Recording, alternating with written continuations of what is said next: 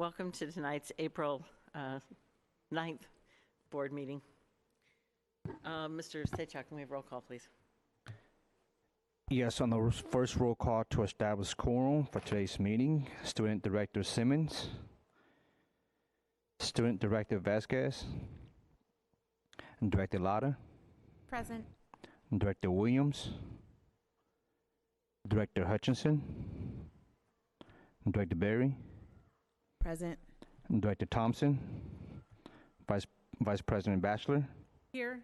President Brewhart. Here. Quorum present. Thank you. Mr. Hollis, can we have a translation check, please? Moving to interpretation announcement. We will start with Arabic. I will lower all attendees' hands. Please only raise your hand if you need Arabic interpretation. Ms. Abdi, if you can come off mute and make the interpretation announcement for Arabic, please. Okay. السلام عليكم ورحمة الله وبركاته. نقدم لكم الترجمة باللغة العربية. الرجاء اتباع التعليمات والإرشادات التالية. في أسفل الشاشة ابحث عن الدائرة على شكل الكرة الأرضية. اضغط عليها واختار كلمة ترجمة ثم اللغة العربية. أما إذا كنتم تستخدمون الهواتف الذكية هناك 3 نقاط في أسفل الشاشة من كلمة مور. اضغط عليها ثم اختار كلمة ترجمة واختار اللغة العربية. الرجاء كتم الصوت الأصلي حتى تستمع إلينا بوضوح. وشكرا. Arabic is done. Great, thank you. Checking attendees to see if any hands are raised for Arabic interpretation. Seeing no hands raised, we will not start with Arabic interpretation. Next, we will go to Spanish. Again, please only raise your hand if you need Spanish interpretation. Mr. Copenhagen, if you can come off mute and make the interpretation announcement for Spanish, please. Yes. Buenas tardes. En un momento activaremos el servicio de interpretación simultánea al español. Para escucharlo, busquen el icono de interpretación en la parte inferior de su pantalla, selecciónenlo y se abrirá una lista de idiomas. Seleccione Spanish para español. Si no ve el icono, haga clic en los 3 puntos suspensivos y ahí verán la opción de interpretación. Para saber si hay personas en la reunión que necesitan el servicio, por favor levanten la mano virtual o escriban en el chat que necesitan interpretación. Si nadie pide interpretación de esta manera, no se prestará el servicio durante la primera parte de la agenda. Para los que están presentes en persona, si necesitan el servicio, hay computadoras disponibles en el auditorio.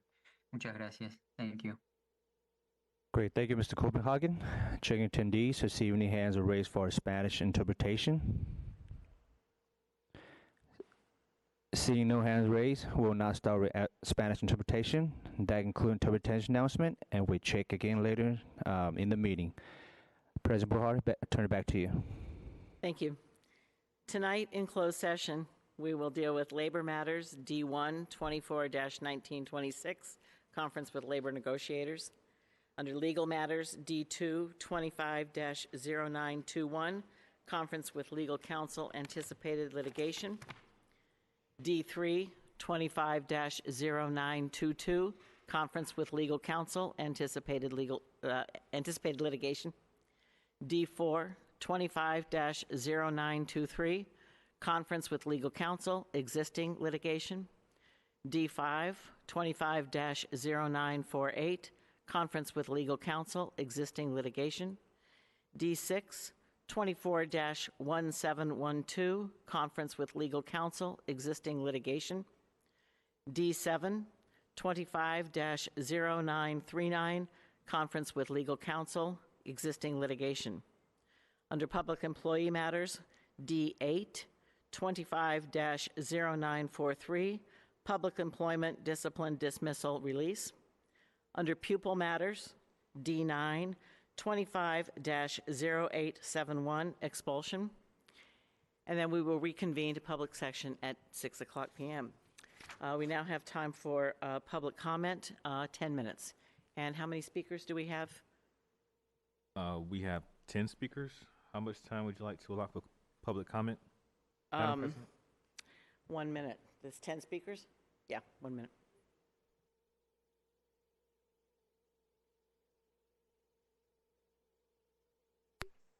I'll just call all 10 speakers to get them out.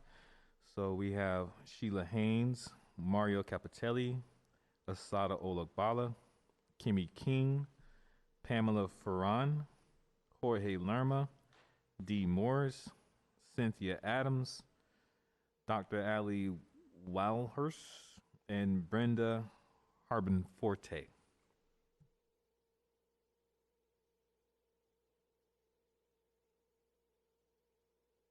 If the speakers can approach the microphone, thank you.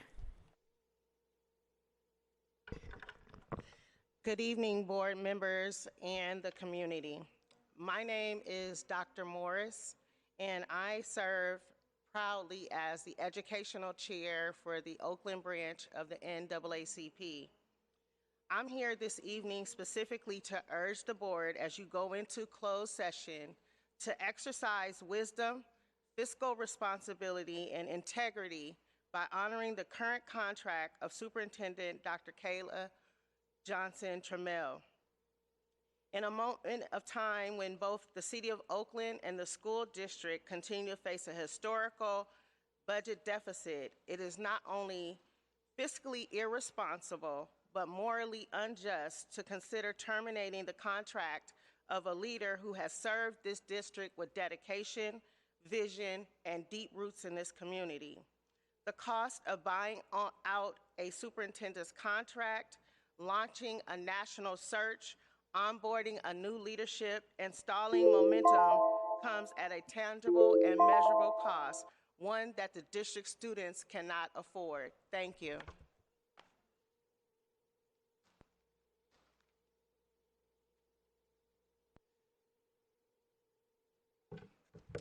Hello, my name is Pamela Farron. I am the first vice president of the NAACP Oakland branch.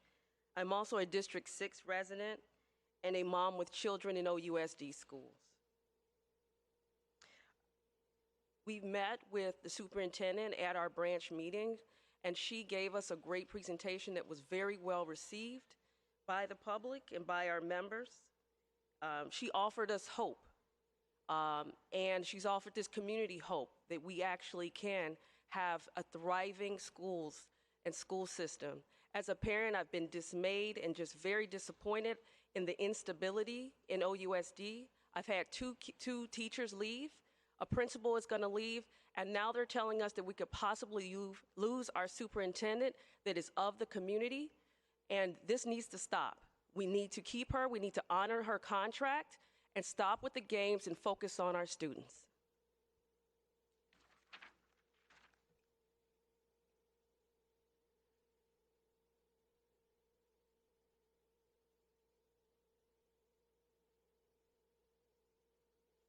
Good afternoon, members of the board. My name is Brenda Harbin Forte. I'm a retired judge and general counsel for the NAACP. I am a District 7 resident. I'm a graduate of McClymonds High School. My son, my siblings, my nieces and nephews, grandchildren, and now a great-grandson have been or are OUSD students. The NAACP is troubled by reports of what may be attempts to remove the superintendent. We are monitoring the situation to ensure that the process is fair, transparent, legal, and more importantly, made in the best interests of the students of the Oakland Unified School District and this entire community. Contracts are important. Contracts should be honored. Words are given, promises made in contracts. And I am going to urge, the NAACP urges the board to honor the contracts and to not do anything precipitous, not do anything that is not justified. So we urge you, I thank you, but please do not terminate or end the contract early of our superintendent. Thank you.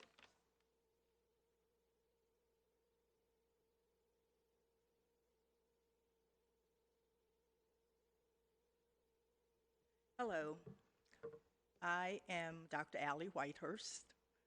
I am a retired educator from Oakland Unified School District, and I serve as the political action chair for the Oakland branch of the NAACP. I am here because of what I have heard and what my colleagues have spoken of. And I too support the work that Dr. Johnson Trel has done. However, for me, it is bigger than Dr. Trel. The district cannot afford this kind of financial fiasco. We are just several months away from coming out of receivership. I lived through receivership in OUSD. Dr. Johnson Trel, whatever, she will be okay. But I call on the spirit of Mr. Oscar Wright tonight. It's not about you. It's not about me. It's not even about Dr. Johnson Trel. It's about our children. And so whatever your plans are, keep that in mind. Thank you.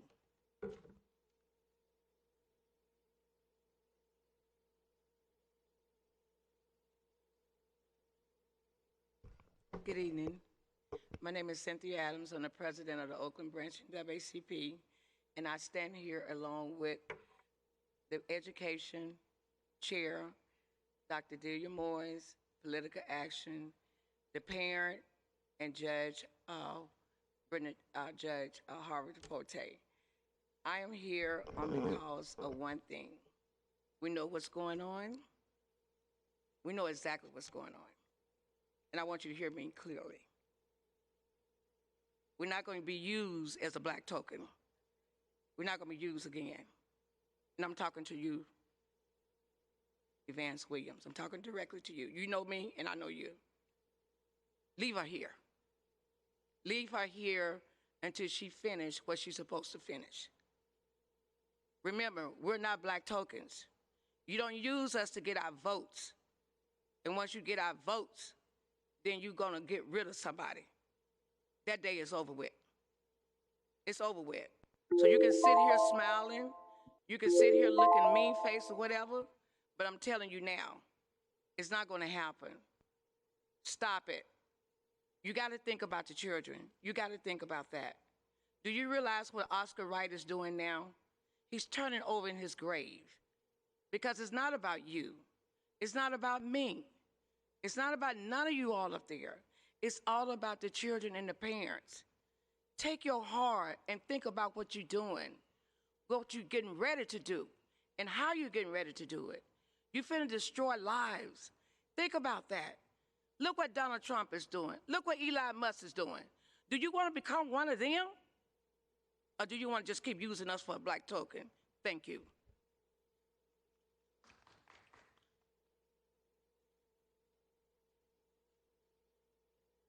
Good afternoon, Oakland School Board. My name is Kimmy Keene. I'm from Families in Action for Quality Education. But I'm really here to speak as a former teacher, principal, and administrator here in Oakland Unified. I think of how much stability mattered. I experienced the ups and downs of ever-changing administrations under 9 superintendents in 14 years I served here in Oakland. Our schools, our hardworking educators, our staff, and our leadership, and most of all our students and families, they need stability. The 8-year tenure of Superintendent Johnson Trel has been a gift to Oakland Unified. She has retained so many leaders, enabling them to build strong programs like early literacy and linked learning, which are really beginning to produce results for our students. She's earned the respect and, more importantly, the trust of those in OUSD. And as a principal and a teacher, I wanted to know the superintendent was committed and had my back. Let us honor her legacy by moving deliberately through the transition over the next 2 years. The board has the opportunity to break trust or build trust through this process. And finally, we have so much to lose by moving too fast. The African proverb says, if you want to go fast, go alone. But if you want to go far, go together. I sure hope that we go far together. Thank you.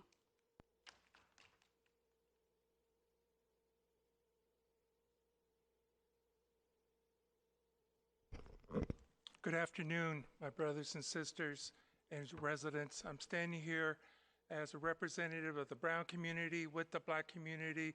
This is People like to invest a lot in this black and brown conflict nonsense, but we're here united.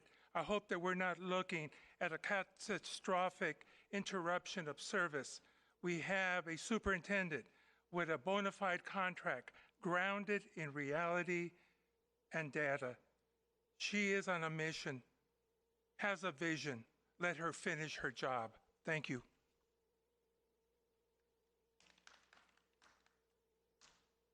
Regarding D8, I need to hear from you clearly the purpose and intent behind any actions regarding the superintendent. People cannot be in a position of presumption of what you're trying to do. You need to clearly state the credibility and of facts that you have determined to take any actions regarding the superintendent. On item D4, I continue to say you are expelling students without having proper public hearings. You're providing no opportunity for those children to properly continue their education while they are being expelled. And they come back into the district unable to continue properly with their education. Regarding D3, anticipation of litigation, at the last meeting I told you, you are engaging in a process where every person who is supposed to volunteer in this district is supposed to go through a background check. You are not allowing that to happen. You're saying if a background check is not required because they are under the supervision of a teacher. We have all kinds of sick people harming children, and you're allowing people to come into this district to volunteer without background checks. We're going to get some litigation behind that.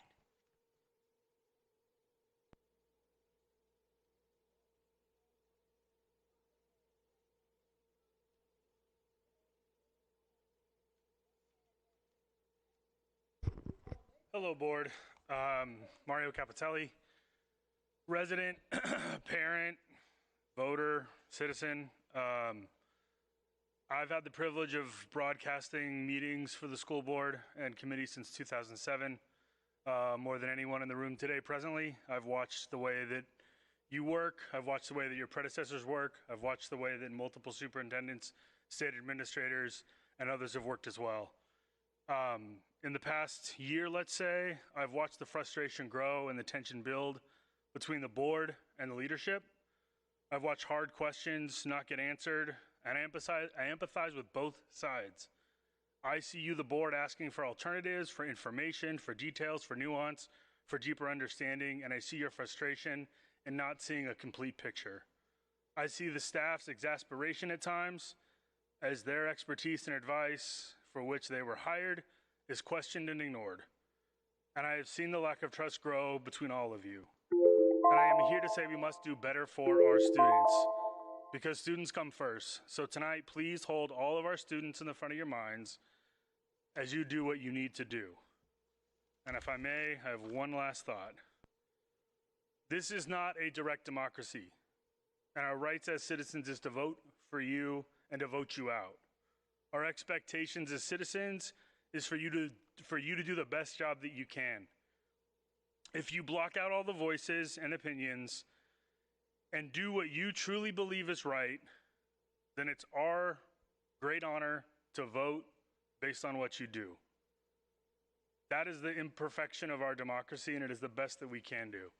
So tonight, please don't think about those who supported you or those who didn't support you. In the end, you are there. You get to make the decision. You need to do what's right. And then that's it. The consequences will come. If I may, Madam President, just wanted to call on Sheila Haynes, if she is on Zoom, to please raise your hand. Sheila Haynes, if you're on Zoom, please raise your hand.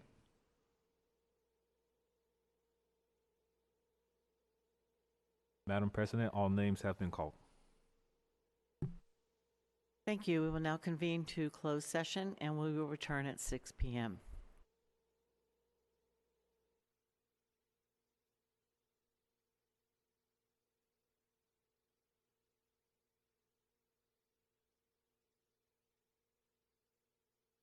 Mr. Sechak, can we have a roll call, please, to establish quorum?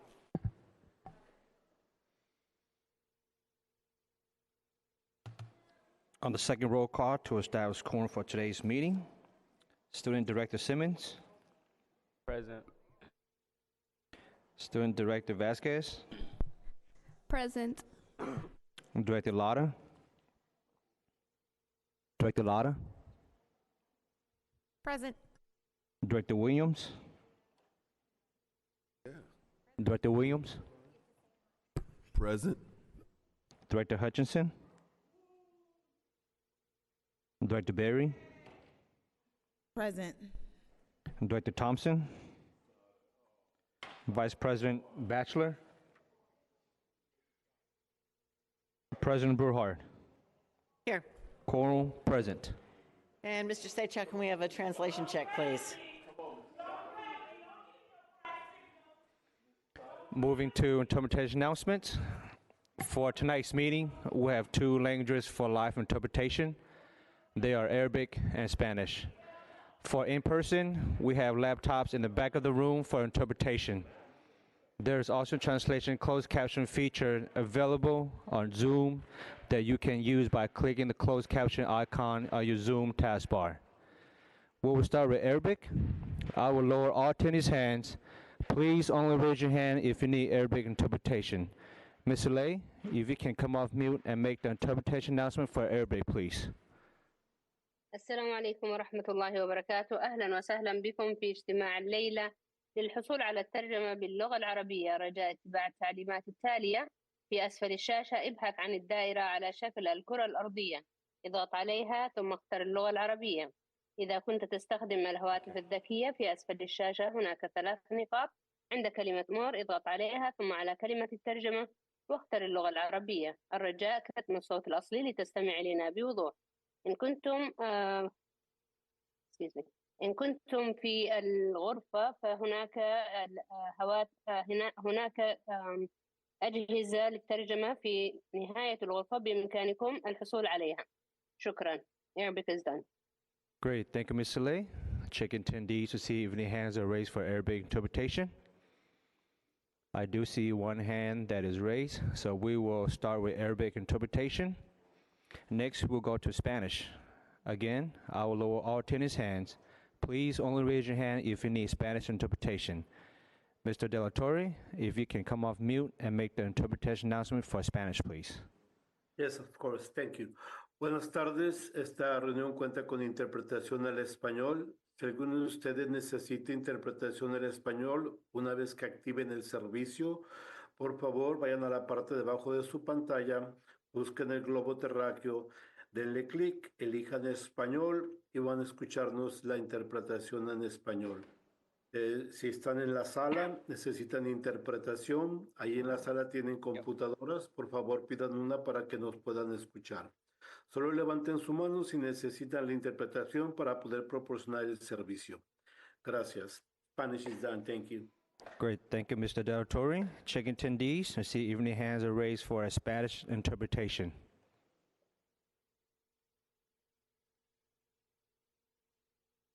Seeing no hands raised, we will now start with Spanish interpretation. We will activate Arabic, and that concludes interpretation announcement, and we'll check again later in the meeting. I turn it back to you, President Burhard. Thank you, Mr. Sejak. Before we begin, I'd like to emphasize the importance of respectful decorum, communication, and engagement at our board and committee meetings. The work of the board is serious business and impacts the everyday experiences of our students, staff, family, and broader community. It is critical that all of us, both up here on the dais and in the audience, model the respectful interactions that we would like to see our students have in their classrooms, on the play yard, and in athletic competitions. As we begin tonight's meeting, I urge everyone present and planning to attend to review and abide by the Board of Education protocols and meeting rules of engagement listed on pages 8 and 9 of tonight's agenda.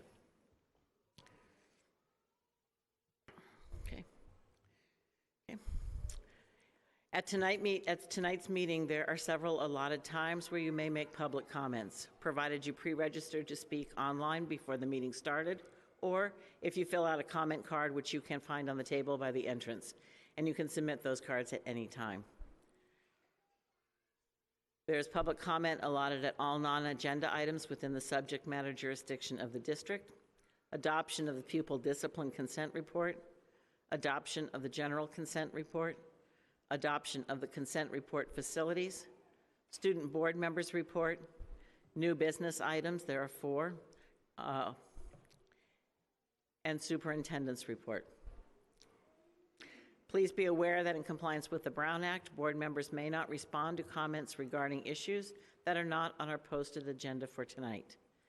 I ask all speakers to keep their comments to the scope of the item. If a speaker speaks to a different item, the chair will need to ask that the speaker either speak to the specific item or hold their comments until the appropriate agenda item. Okay. Report out of closed session, April 9th, 2025. Labor matters. On D1, number 24-1926, conference with labor negotiators, there was no vote. On legal matters, on item D2, number 250921, conference with legal counsel, anticipated litigation, the board approved a settlement in this matter with a vote of 5-0. Directors Hutchinson and Thompson absent. On item D3, under 250922, conference with legal counsel, anticipated litigation, the board approved a settlement in this matter. Motion by Vice President Batchelor, second by President Brohard, a vote of 5-0 with Directors Hutchinson and Thompson absent. On item D4, number 25-0923, conference with legal counsel, existing litigation, the board approved a settlement in this matter. Motion by Vice President Batchelor, seconded by President Brohard, with a vote of 4-0. Absent Director Hutchinson and Thompson, and Director Lotta was recused. On item number D5, number 25-0948, conference with legal counsel, existing litigation, the board approved a settlement in this matter with a motion by Vice President Batchelor, seconded by Director Lotta, vote 5-0 with Directors Hutchinson and Thompson absent.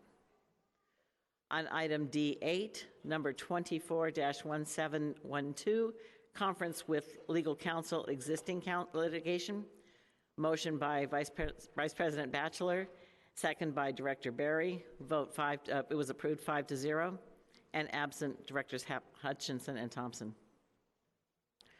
On item D7, 25-0939, conference with legal counsel, existing litigation, the board approved a settlement in this matter with a motion by Vice President Batchelor, seconded by President Brohard, vote 4-0, absent Director Hutchinson and Thompson, and Director Lotta recused herself. On the public employee matter, on item D8, number 250943, public employment, discipline, dismissal, release, the board took no final action. On pupil matters, on items D9, the board heard this matter and will vote on the matter in public in section K on the agenda. And that is the end of our April 9th, 2025 closed session report. Are there any modifications to the agenda? I'd like to ask for the student board reports and the PSAC report to be moved after item K. And are there any items from the consent items being pulled? Okay. President Brohard, I do want to make a correction to L.-29, file ID number 25-000669.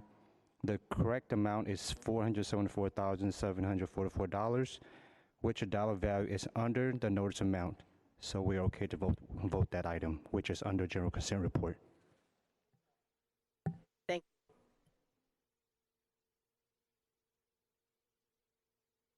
We will now take item J, public comments on all non-agenda items within the subject matter.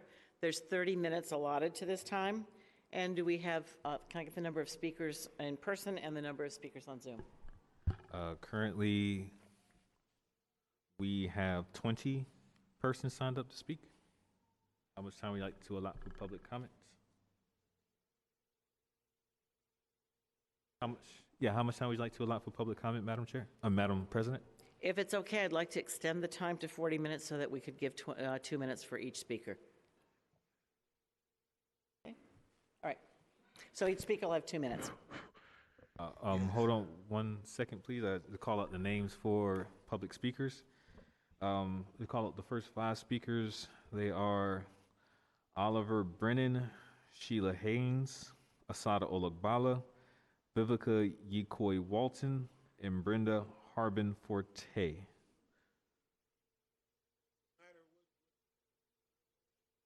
If your name has been called, you can step up to the mic. It doesn't matter. If you like, Madam President, I can call out all the names, or just wait.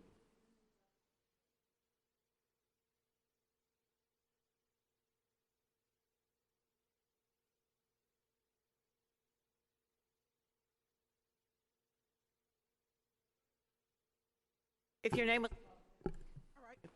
Sorry. Good afternoon, members of the board. Okay. Good afternoon. I'm so.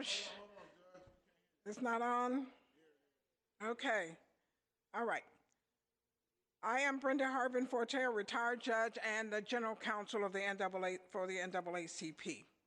I'm here tonight to speak in general on a matter that's not on your agenda, which is basically the concern that we have about whether or not our superintendent will remain superintendent.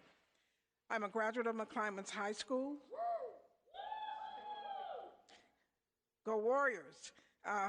My son, my siblings, my nieces and nephews, grandchildren, and now great-grandson have been or are currently OUSD students. On behalf of the NAACP, I want to express my concern and our concern because we're troubled by the reports of what may be attempts to remove our superintendent. We are monitoring the situation. We want to ensure that the process is fair, transparent, legal, and made in the best interest of all of the students here in the Oakland Unified School District. We are troubled by some of the things that we are hearing about what may be going on and what may have happened. There is a contract, and we expect the board to honor that contract. There are certainly various provisions about how she can be removed and when and whether cause or not cause, but we're very concerned at some of the things that we are hearing that's been reported in the press. So we urge you to honor that contract. We urge you to act in the best interest of students and not in whatever personal interests you may have or political agendas you may have. This is very, very troubling. We are coming out of receivership, for example. We deserve better. Oakland deserves better. Our students deserve better. This is a crisis. This is an emergency, and I need for you all to act as though this is a crisis and it is an emergency, and that you act in the best interest of our students here. We will not expect any less, and we ask you to do the right thing. Thank you.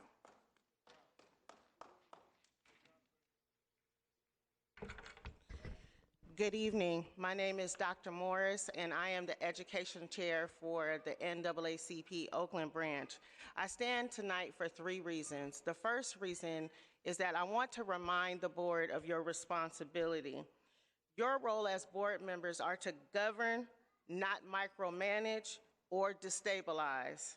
Our students do not need more turnover. They need consistency. They need real leadership that reflects their lived experiences, understands their community, and puts their needs first. We call on you, the board, who were voted into these positions, to not be politically convenient, but do what is right, just, and fiscally sound. We ask that you stand with our children, you stand with the superintendent, and you stand by your communities that you serve. And above all, we ask that you stand by our Oaklanders. The second reason why I stand is because during our break, while we were waiting for you to end closed session, I had an opportunity to watch some very disturbing videos that I understand have been presented to you. So my question to you, not that I'm looking for an answer, is when have you taken out opportunity to go to the communities in your districts? You need to go to your communities, schools, and see what's going on, and then make decisions based on what you see, and take action on what you see, and not sit here and be politically driven by your own feelings and emotions. As the educational chair for the NAACP Oakland branch, we're watching you. We're going to be present. We're going to make our presence known, whether it's here, whether it's in the media, whether it's talking to you one-on-one. I want you to be aware that we're watching you, every move you make. Thank you.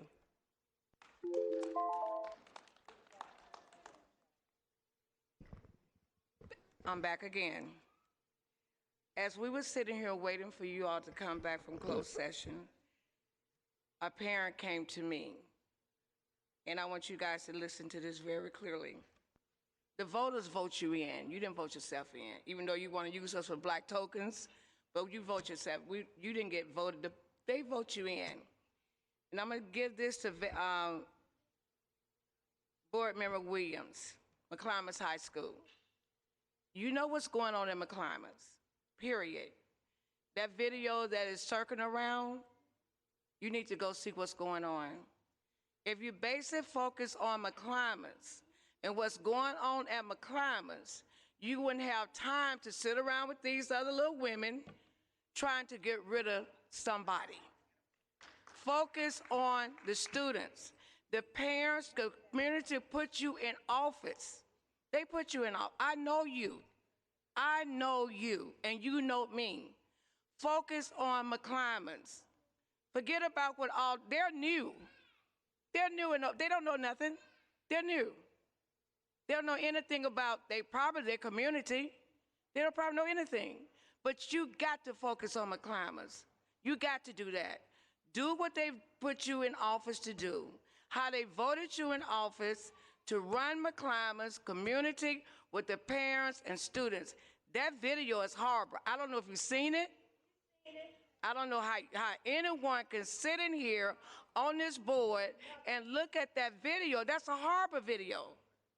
Horrible video. Wake up. Smell the coffee. Do what you need to do to that District 3. Focus on District 3. I will be calling you. I will be coming to McClymonds to see what's going on, because evidently something is not right over there and you're not focusing over there because they got you focusing over here. Thank you.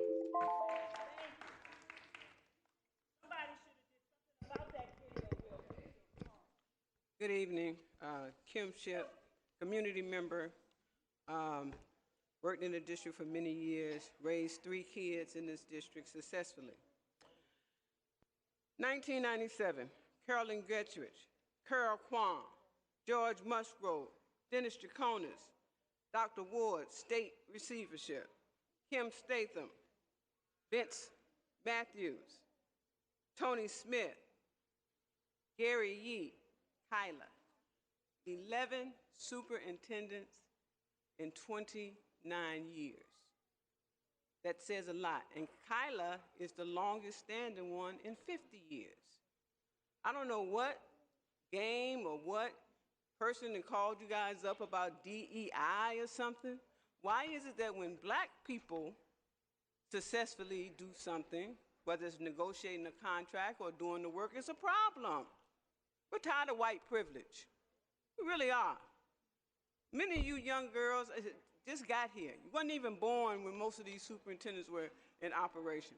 And we hear from the union about we don't have no resources. Oh, so what y'all gonna do? Take whatever is left over from the contract and divide it up and buy colored pencils? What? Figure it out. But this is not appropriate. I don't like to call people racist, but why people come back and say, oh, we're sorry, we gave you too big of a contract. That would be just like some people saying, Steph Curry, you know what? Mooney is only making $2.5 million and you making $50 million. We're gonna have to renegotiate that. No, it is not appropriate. So this board needs to do what they was elected to do and do it correctly and fairly. Forget about your own personal grievances. Do what you're supposed to do and honor her contract. Thank you. Greetings to the board members, the directors, specifically Mr. Williams, My name is Ronald Muhammad. I am a alumnus from McClimas High School, graduated, scholarshiped out from there. My family been here since 45, all McClimas graduates. I wanted to speak about our superintendent, Kayla. And I don't want to speak from a deficit standpoint. I want to speak from an asset standpoint. I heard a lot about her contract in terms of it supposedly being an exorbitant amount. But if you put that on a scale versus what comes through this district versus what she gets, it's not exorbitant at all. I personally know, I'm born and raised here, every square inch of this place, I know Oakland. I specifically know Oakland. If she leaves, a lot of your private-public partnerships are going to go out the door with her because they're to OUSD through Kayla. I have relatives who have strong private-public partnerships with you guys. And I can tell you for surety that they will leave with her. It's not a threat, it's relationships. That's how we do it in Oakland. And they look for trusted personnel that they can work with. And they've been trying, what I've heard from Kayla, what gives me the confidence is that she wanted to find someone who she could hand off those relationships for OUSD too. So I'm asking you to have some patience. Don't cut your face for your nose. You can survive without your nose. You can't survive without your face. So just think about it. It just doesn't make a lot of sense to have lawsuits and all of that stuff flying if it's about money. So thank you very much. We appreciate you.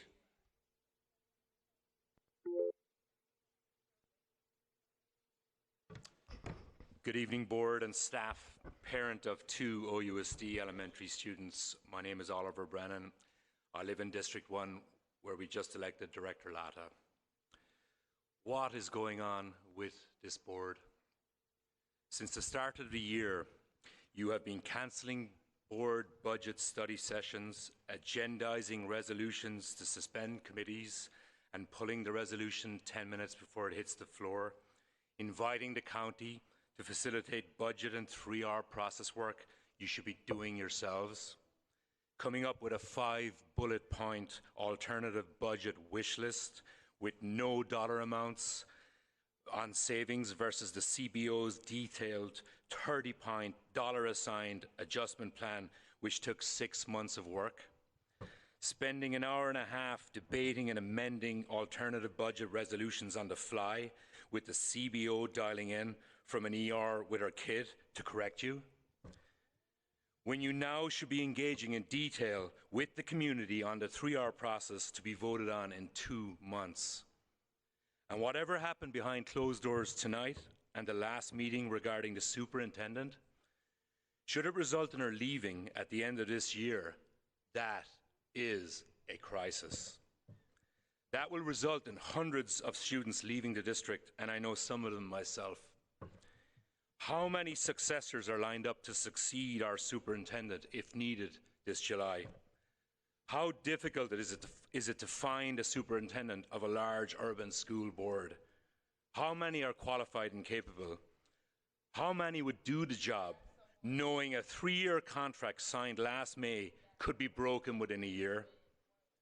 How many other senior staff would leave because of this, as we are trying to regain local control of this district? This is madness, and it needs to stop. Thank you. Madam President, if I may, there is a student who signed up to speak. Ashley, first name Ashley, last name starts with a T.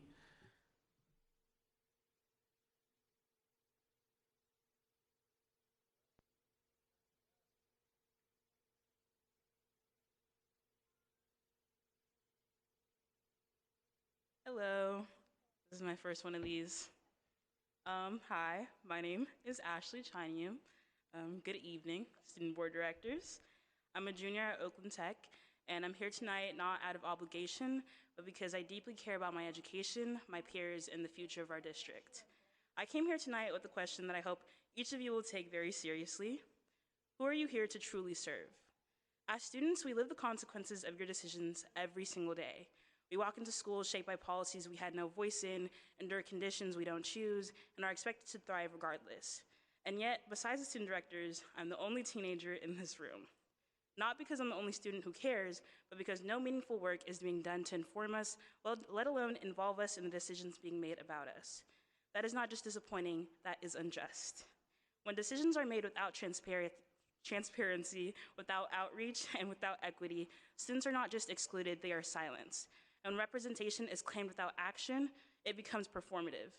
I urge this board to remember that legality is not the same as justice. Just because something can be done doesn't mean it should be. Students deserve more than lip service. We deserve leaders who act in good faith, who communicate with honesty, and who make decisions that are not only legally sound, but morally right. So again, I ask each of you, who are you here to really serve, and do your actions reflect that answer? Thank you.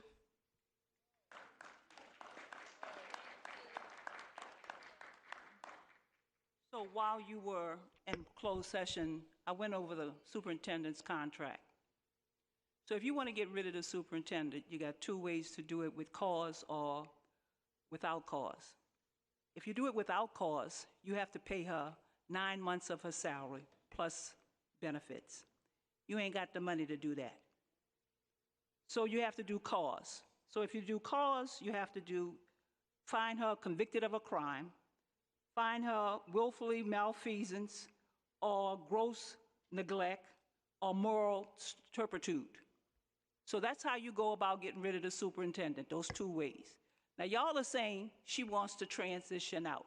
If that was the case, she would be sitting here. You have attacked her, insulted her, made it feel like she's doing things inappropriate, whatever. But you haven't spoken to anything publicly, and the people are coming up here guessing about what you're trying to do. Have the courage to say what you want to do. At least do that. At least do that with the time I have left. What you did at Bunch School, where you defined that Bunch had a maintenance issue and moved those students to West Oakland, that's you, Mr. Williams, and allowed that school to deteriorate to blighted property and do absolutely nothing, and now you're talking about demolishing it. What you did at Rugsdale, when I personally came to you and told you what problems were going on at Rugsdale, and then 2 weeks later, there was a shooting and a construction worker was killed because you didn't do anything. When I come in and tell you about Skyline, there is no evacuation plan. You didn't do anything, and you haven't done anything if some major tragedy happens at that school. At McClymonds, we have to come here and fight every time, Mr. Williams. At Frick Elementary School, you merged a school with predominantly black children and told them they had to learn to speak Spanish. How you gonna talk about the superintendent? You're not doing your damn job.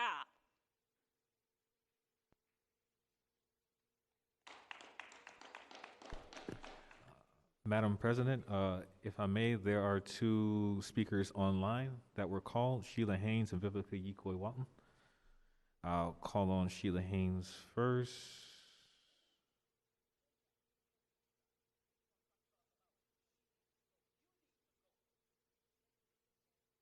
Hi, can you hear me?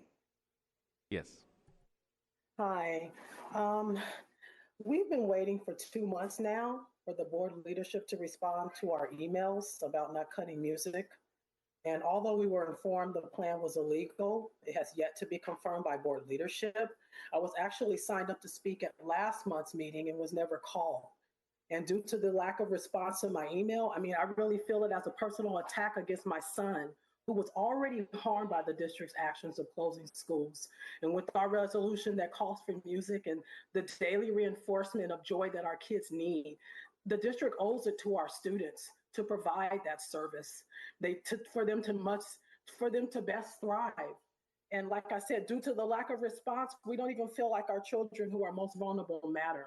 I would really feel better if the vice president could state publicly tonight that she doesn't want to further harm our children by cutting music. And lastly, I want to state that I support Ms. Kayla. My experience with her was when she worked with my son's last in-person school. She worked with the principal, she worked with the board to avoid his school from being shut down. And I feel like she kind of did that to help him to not avoid more trauma. So I wish I could see these type of actions from leadership as well. Show us that they care by simply making a statement tonight that you don't want to harm our children, and to actually maybe respond to the email that I've been waiting for a couple months. Show us that you really care, that you actually care. Thank you.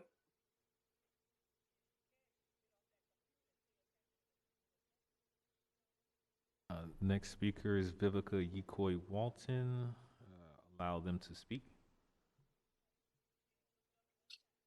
Can you hear me? Yes. Good evening, board, and members of the public and the community. My name is Vivica Yikoi Walton. I'm standing here today, or not really, but I'm here today, not as a community, not just as a community member, a family and parent organizer, a parent of a fifth grader, but also as someone who is deeply invested in the well-being and future of our students in Oakland. I'm here because I'm outraged and heartbroken by the apparent effort to remove our superintendent without any legitimate, legal, or transparent cause. This is not how we do things, and this is not how we serve students, teachers, or our community. Removing a superintendent like Kayla without clear legal grounds isn't just poor governance, it's reckless. It tears at the foundation of trust that holds this district together slightly, and she is a piece of it.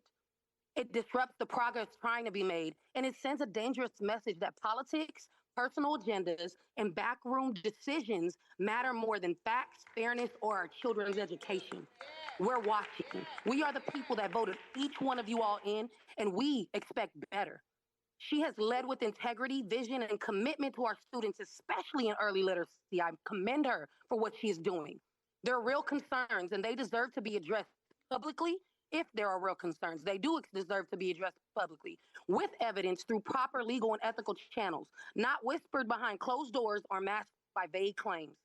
I urge you, no matter of fact, I really implore you all to do what's right, not what's easy, not what's politically convenient. Make your decisions based on facts, law, and what is truly best for our students and staff. Anything less is a disservice to the people you are elected to represent. Thank you.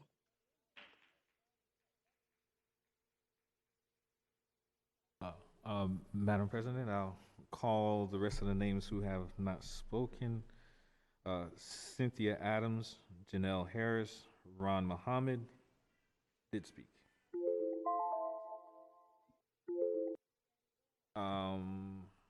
Lisa Rigby, J.D. Woloshin, Deidre Robinson. I'll stop there. Good evening, board and community members. I'm Dr. Sandy Carpenter Stevenson. I'm the president of the Oakland East Bay Alliance of Black School Educators. I'm on the NAACP Education Committee. I've worked in this district for over 30 years. I'm in District 6. I just want to say that I was disturbed to see the amount of information that is coming out. It was on TV this afternoon before I left home about our superintendent. Granted, I think that you have not thought about, and I hope you have read the contract of the superintendent, because it seems as if you have not done that. We need to continue to have leadership stability, since there is no such already. To vote her out is not a good deal. We also need to continue to focus on our student needs. I have worked in this district, and I worked for a number of years, and then I have substituted. And things just not right the way the board is doing. I also want to say that she is being hired, her new contract is July 1st, 2024 to June 30th, 2027. I hope you have thought about the cost and counted up the cost that it will take. You're gonna have to pay her out. then you're going to have to, if you hire another superintendent, you're going to have to pay the superintendent. You need to have a search team, and we don't know when that team will find somebody because they are going to look at what has happened and what is happening today. You, as I said, you have to pay the superintendent, you have to pay her out of a contract, and we are just about to come out of receivership. You're going to be further in debt. And believe me, you will be in debt. I don't believe you have thought this through. And if you have, you are not really considering the cost that it is going to do for this district. So please, I've asked the board to really consider looking at all the options before you make a decision.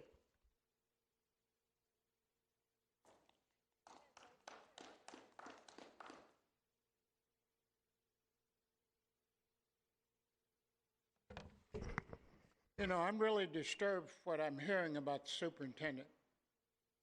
You just voted to extend her contract.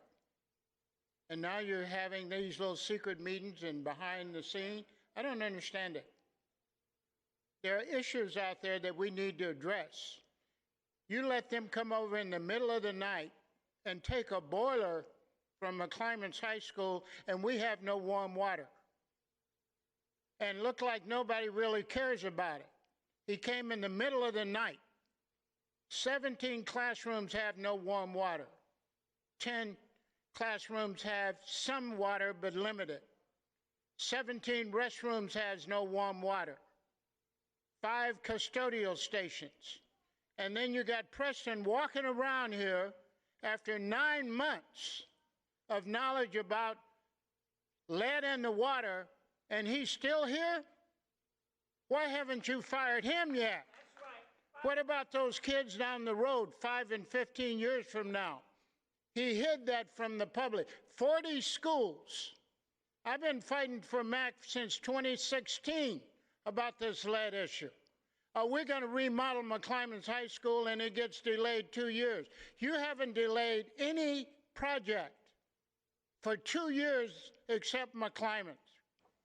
Over $1 billion, Measure J, Measure Y, to remodel the school. And those kids deserve a nice-looking school. So I don't understand why you're spending your efforts on doing something like this when we have critical issues. And you should be ashamed of yourself.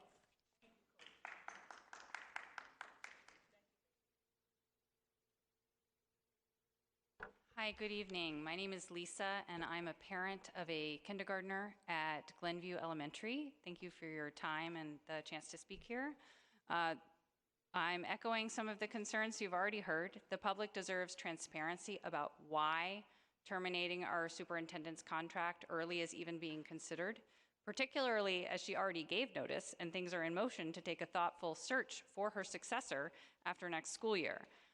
So my questions that I know you cannot answer directly right now is what specifically does the board want to see differently in this role if they expect to replace her? And since you extended Dr. Johnson Trel's contract in August, I want to remind the board members not only that that was your plan not that long ago, was that she was so great we wanted more time with her. You might have one hire and fire as board members, the superintendent. So do we as the public. We get to hire and fire our elected officials. Lack of transparency and non-engagement with parents and other community stakeholders is cause for removal. I'm unclear why expediting the replacement of our top leader would benefit the staff or students. And I'm deeply concerned we will end up in a worse financial crisis and end up scrambling to hire less qualified people to fill the vacancies sure to follow. I'd also like to know how the board would deal with a leadership upheaval while the federal government attacks our funding, as well as our children's ability to be safe in schools, particularly students from mixed status families, and those of us who have trans and non-binary kids who the administration actively seeks to completely erase from society. I am aware several schools, including 6 elementary schools, are undergoing the search process for new principals. Do you anticipate an interim superintendent would have the institutional knowledge to make the best hires for these crucial positions? I have more questions, but I'll leave it at that. Thank you.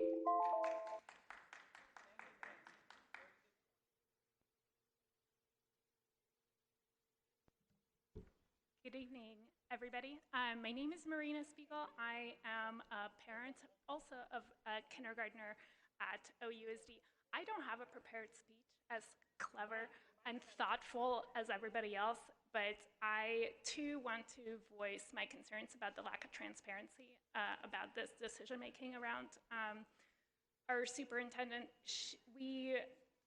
I'm a member of a parent group of parents of children who are lesbian, gay, bisexual, transgender diverse, and we have just started making inroads and connections with the superintendent, with our district representatives, and this yet another change would deeply destroy that trust that we've just started to build. My daughter's school is changing aftercare, changing the principal, now changing a superintendent too. This level of turnover, considering that the federal government is attacking our children left and right, is deeply concerning. And I hope that you can help us maintain some sense of stability or at least shed light on your decision-making process. Thank you.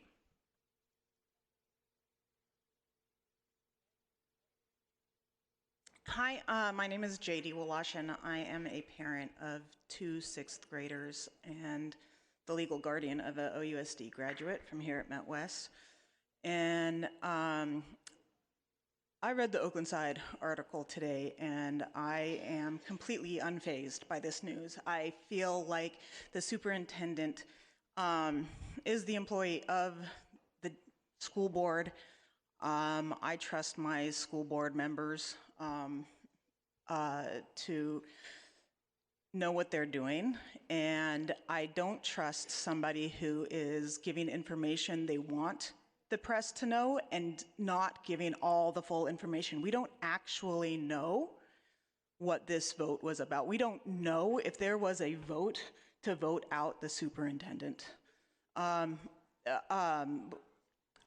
Okay, well then I would like to know the details, but I feel like this is, you know, the superintendent works for the board, and if the board is unhappy, if the superintendent is not doing things that the board wants the superintendent to do and is directing the staff in another direction, then the superintendent should go. I don't know if that's happening. I don't know what this is about, but I feel like this is a non-issue. And I feel like the contract says that she's going to be doing special projects for the next 2 years anyway. Like, she's not going to have direct superintendent responsibilities. That was going to be going to other people. So, I mean, yeah, I think this is somebody trying to stir things up because they can't win a vote.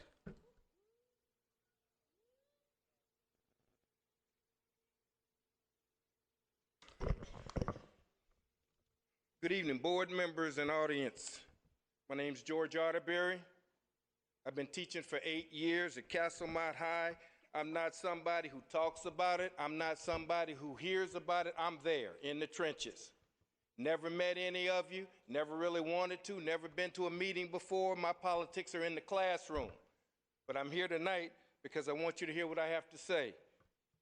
I grew up in LA. My father went to Morehouse with King. My father used to pick up King at the airport in LA, bring him to the house for dinner. So I grew up around that kind of community activism and responsibility. Why am I here today? Because I'm in the trenches. My politics are in the classroom. But I've always wondered, how does this board function? What I've seen in 25 years, I've been 25 years in Oakland. I've only been teaching 8 years. Didn't have to teach, didn't have to work. Why am I there? Because those kids need me. And you know who else needs me? Y'all do. I'm older than everybody on that panel. I've seen more. I practiced medicine, worked on Wall Street, started a company in Silicon Valley, sold it. Now I'm teaching in Deep East Oakland. Why? Because I want those kids to be able to be advocates for themselves, because I don't know if you'll look out for them. You guys are the board. So let me tell you this. Can you afford to be on the wrong side of history? Our nation's in turmoil. Can Oakland be the same? Can we be that divided? Can we be at cross purposes over what DEI and all this other stuff is? Because we only got brown and black children, mostly brown and black children, and they need you. So I'm going to end it by saying this. All these shady deals I hear about, I done seen more shady deals. I've been in the room with Steve Jobs and Bill Gates, and they got more integrity than I've seen in the district. Thank you.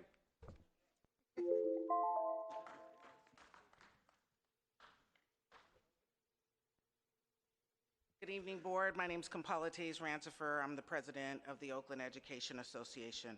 Kind of disturbed by the misinformation that's been going on this evening. Superintendent Johnson Trel has been talking about her transition all year. She is not being pushed out.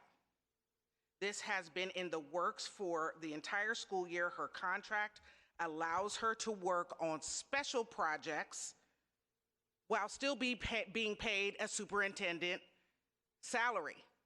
Largest superintendent salary in the entire county. She intends to do special projects. She's not getting pushed out. She was already planning to leave. Oakland educators really want to see if there is a process to have a new superintendent, that there's one that engages educators, all the labor partners, parents, family, and community, because there are certain things that have been happening in this school district that we want to see improved. And we're going to talk and hear from some of our members that have had experiences in this district. And we want to see things that are improved, because we need to start thinking about how around student engagement.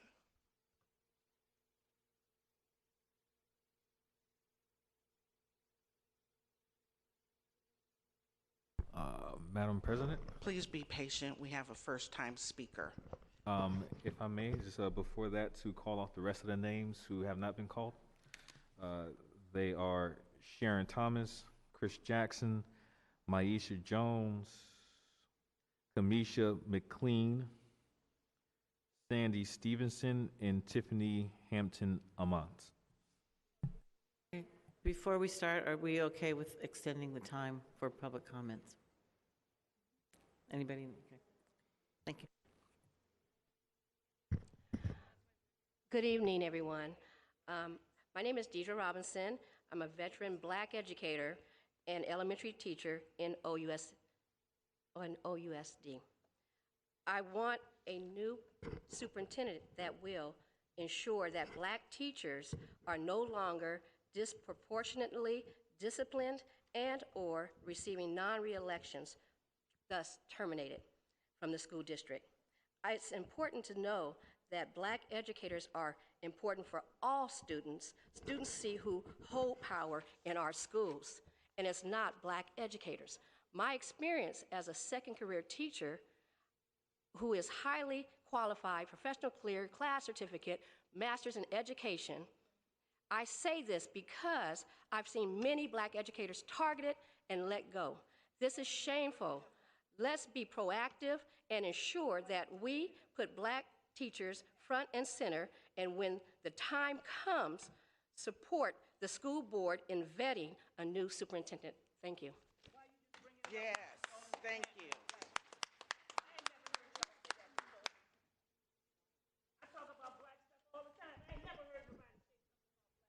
Next speaker, please. Hi, my name is Chris Jackson. I'm the second vice president of OEA, but more importantly, I'm a proud special education teacher at Fremont High School. What I want to see in our next superintendent is the creation of a district that really does root and hold down Black and brown students. Just now at Fremont, for the past 2 days, we've had racial incidents where they're writing the N-word in the bathrooms. But instead of bringing folks together, instead of addressing that harm on our campus, the first time it happened, teachers and staff weren't even told about it. It had to happen a second time. That's unacceptable. I want a superintendent that's going to say, not on my watch.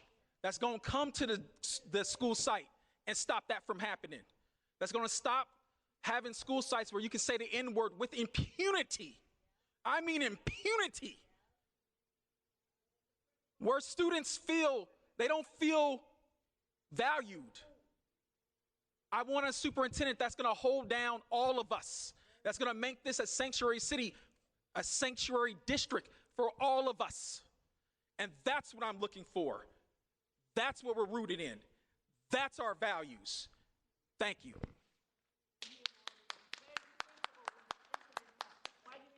Next speaker, please. I'm going to remind the audience that the person at the podium, we're respecting the voices at the podium. My name is Sharon Thomas, and I came only to speak on hoping that our board, if we do keep the superintendent, we all work as one to make something happen in the school district. I was in the 3rd grade in 1963, OUSD student. I allowed my daughters, 140, 136, to come into OUSD. And I say allow, because I've been disappointed. It's a lot of times when I'm on board meetings, listening on Zoom, the board members don't even act like they know what each other thinks, feels, or knows about whatever topic is being talked about. It's so much division, it hurts. Even the budget, when you tell us about a budget, it makes no sense that you say we have rainy day funds and we're in the middle of a storm and we're holding on to money. Money, and I didn't mean to get up and talk about all this, but I'm disappointed in this board. I'm sorry. It's very sad for me. But I really wanted to say, we want you to put some money into what we were told we could get. The George Floyd resolution. We had committees set up to spend money we don't even have.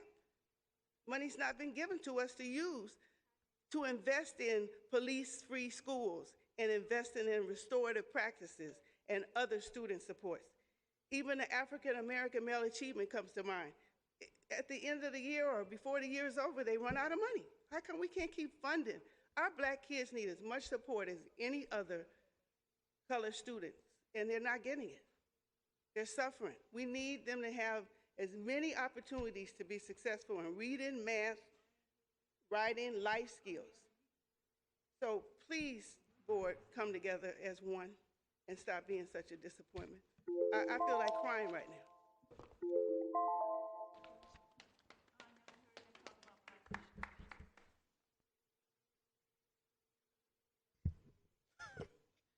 Hi, my name is Maisha Jones. As a Black educator, we want the superintendent, for me it's personal, to commit to a district, that plans to reduce the disciplinary actions, no, it's not him, that target Black students that contribute to the school-to-prison pipeline. And as a parent of a TK student, and watching how at any moment, at what happens to my son is happening all across the district. And when I say I see it personal, because I had to call a group to support me to ensure that my son, my 5-year-old son, was not suspended from TK.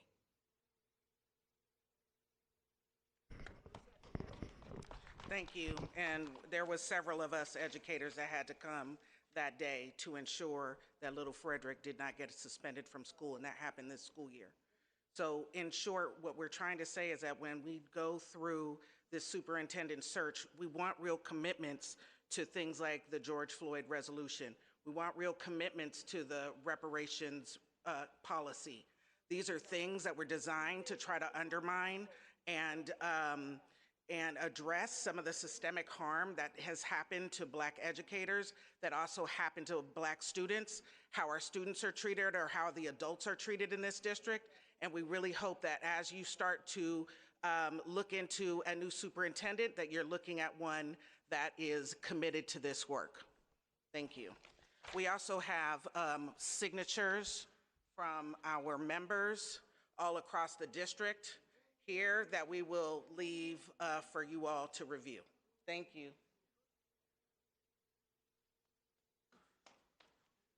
I know there are other public speakers who have signed up to speak, but we're going to end the public comments right now. I'm sorry. Me. I'll let you go ahead, Janelle. Thank you. Go? Okay. So as outlined in California Educational Code Section 51101, parents and guardians have the right to be meaningfully involved in their children's education.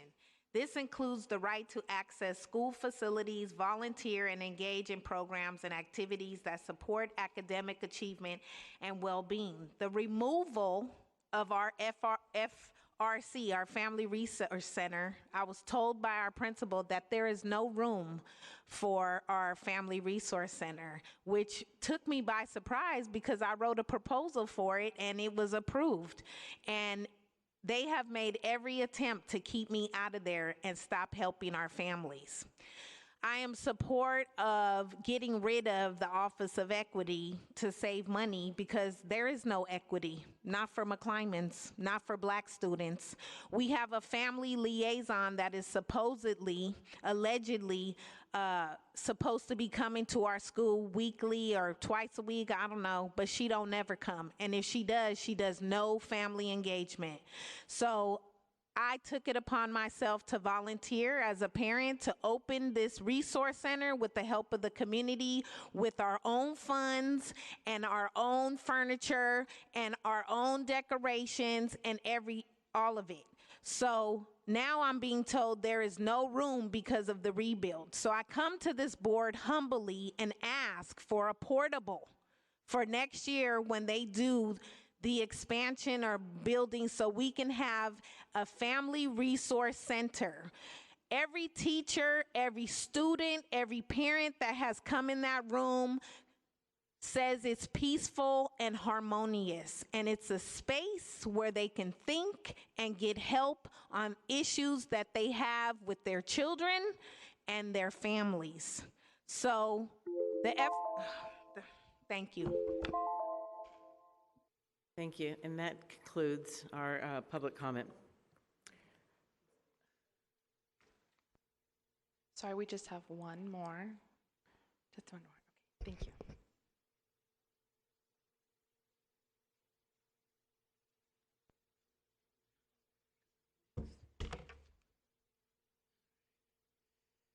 Good evening, everyone.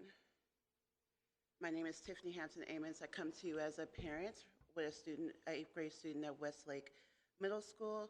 And I just wanted to express my concern regarding our newest negative spotlight on our district regarding our superintendent, that appears to be inciting unnecessary chaos during a time where our district is already under intense scrutiny by the state and federal government regarding our school funding and the safety of our families.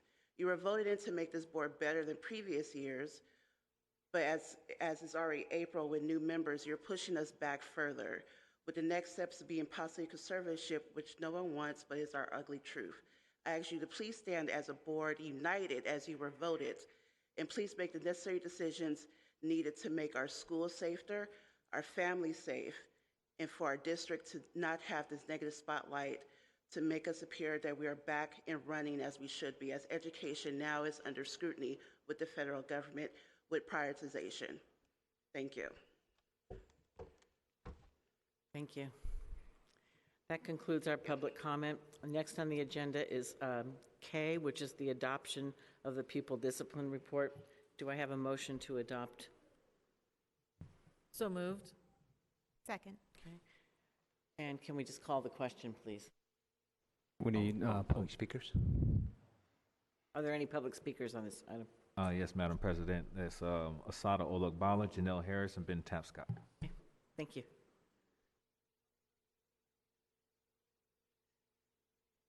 Coach, okay, they're passing. Thank you. Can you call the vote, please?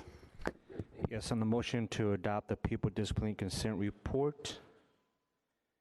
Students are recused. Director Lotta, Yes. Director Williams, Yes, sir. Director Hutchinson, Director Berry, Director Thompson, Vice President Batchelor, Yes. President Bruhard. Yes. The pupil discipline consent report is adopted. Okay. Before we start our next agenda item, I do want to explain Dr. Moore is stepping in for Superintendent Dr. Johnson Trel, who is in speaking at a conference this week. Student report. Good afternoon.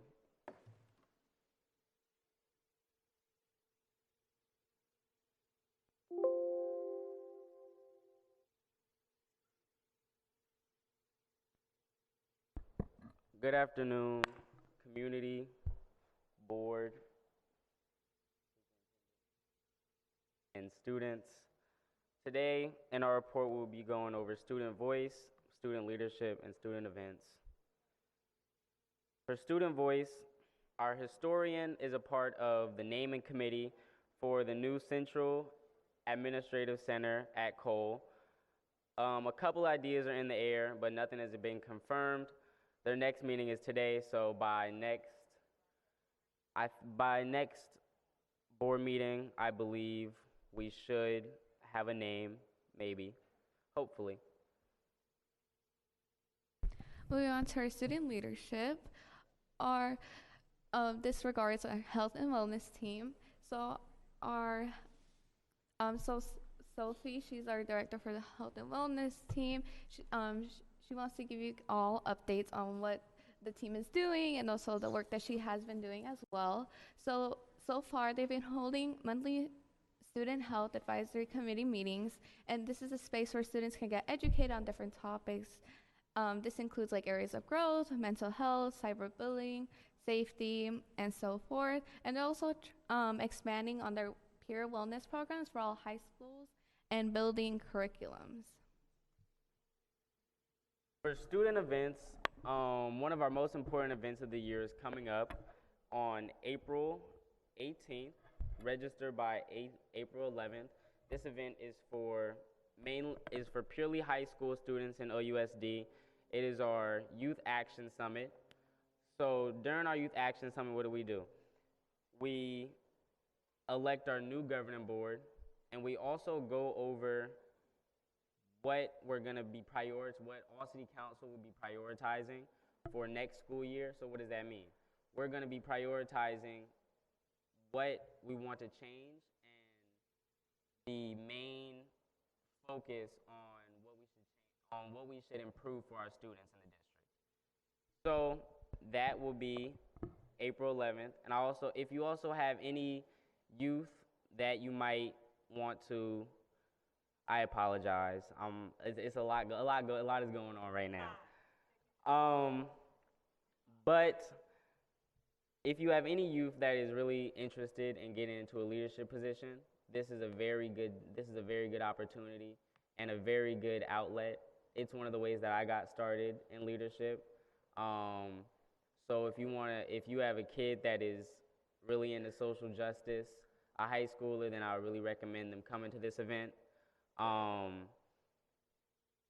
Also, you could tell them that you do get paid a stipend from all city council if you get elected. So I would also that- like to highlight we do want more representations in different high schools. So like McClymonds, we really want more students to be a part of All City Council, as well as Dewey Academy, West High School. We want all those smaller schools and also schools that don't usually get represented as much to join and to share their inputs and just to join us. It is an amazing way to be a part of change and also just expressing your voice and also be a part of the board as well, like us.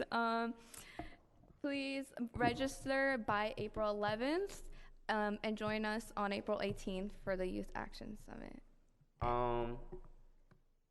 Thank you. That concludes our report. But before I end off, I would like to say a little bit extra. I would just kind of like to state that what's going on right now is very troubling. I also, just from a student standpoint, I just want our board to look at it from the students' perspective right quick. There's a lot going on in the district. We face a lot of bad stigma from where we're from. Being from the ghetto, as some may call it. People assume everything is broken down. Everybody comes from broken homes. The way we do stuff is shady. The way we carry ourselves isn't professional, and we're proving them right. That's all we're doing. We're proving them right day in and day out. And as a kid, it's so hard not to get in your head about everything that's going on. Your district is in crumbles. People tell you your education is already bad. The people who are supposed to be representing you aren't. And it's so disheartening, especially when during public comment, when we can't even give our community the decency to look up from our phones or to look up from our laptops. It's 2 minutes. We learn in grade school to look up at the teacher when you're talking to them. Paying attention. We learn to be quiet, get off your phones. So when we can't even respect the people who we're representing, and we can't listen to an idea for 2 minutes, for 30 minutes, an extended period of time without looking at a screen, it's disheartening, and it's so disrespectful to the people that we're supposed to be representing, and we're supposed to be giving all our time to improve their quality of life. And it's so stressful. I just want you guys to know that. It's so stressful, and it makes your head hurt and your heart hurt. That concludes our report. Thank you. I also just want to add on, I am a high school senior, and it's very worrisome that, and honestly, it kind of hurts me that I am a senior because I don't want to leave Oakland in shambles. So I really hope that, and honestly, this is really a wish, that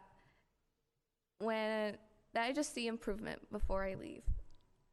It really sucks that this is how we're going to end off the school year, and just leaving families, students with so many worries, and also just a lot of questions, and we can't get answers to them. So just listen to your community. It's definitely something that I really recommend.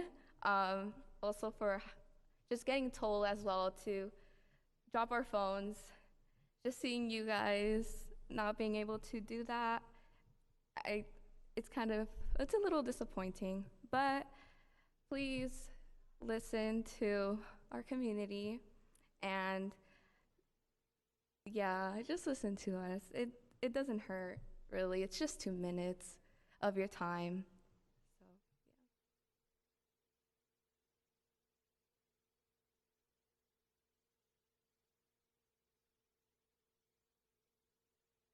So, We have 10 minutes for public comment. Are there any comments on this section?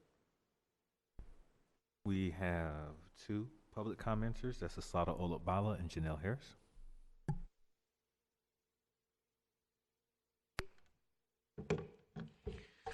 First, I want to say thank you for having the courage that grown people don't have.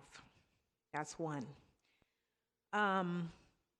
You're absolutely right, and it's not just the board, it's all of us. You know, we are leading by example. Unfortunately, you have to see what we are fighting for. And as a parent of 5 Black young men, one who was a student in OUSD, I'm gonna come here and fight every day. This board does not represent me. I have been coming here since you got here, before you got here, and I'm gonna continue to come after you graduate if it ain't right. But these are the things that we have to do as grown people to get any kind of services for our children. And this should not have to be. This is not equity, baby. But we've been dealing with this for 1,000 years, and we're gonna continue to deal with this until people understand equity and what it looks like. There is no equity here. So I'm saying that on the record, there is no equity here.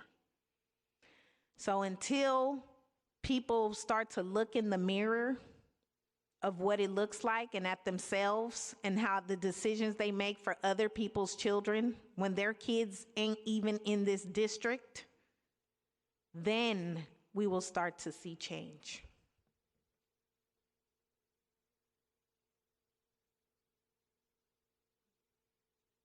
Okay, I got another assignment for y'all.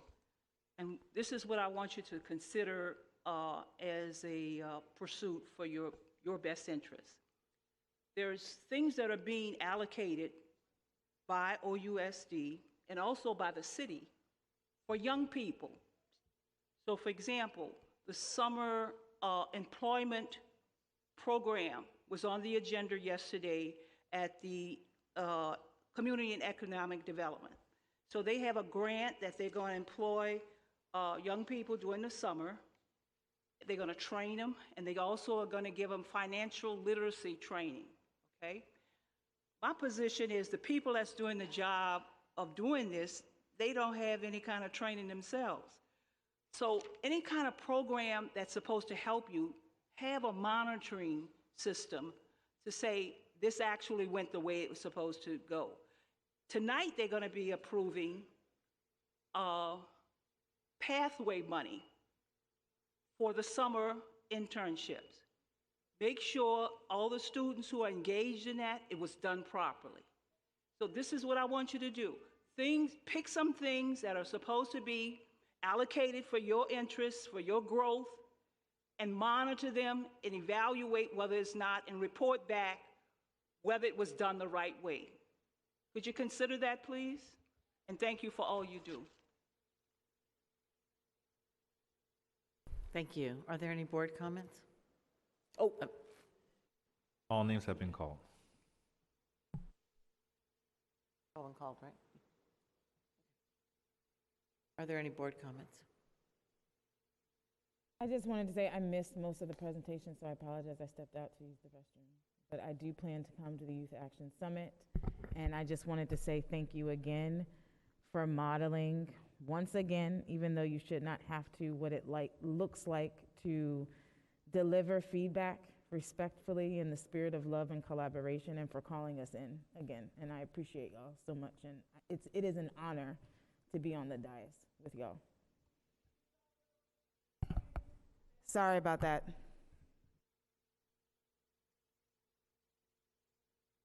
Are there any other board comments? Okay.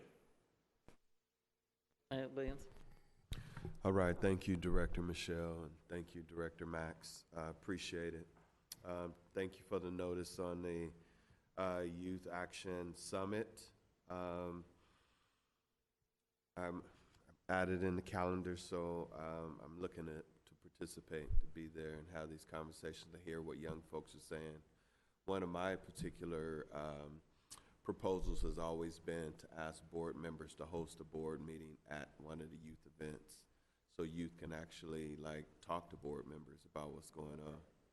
You know, if it's in a gymnasium at a school or a cafeteria.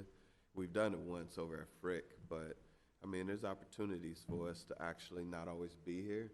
We can actually go to a school site, you know, and so I'd hope that we can get those conversations on. Or if you have like a, you know, event like this, you know, I think there's opportunities to have conversations with each board members and invite them on down.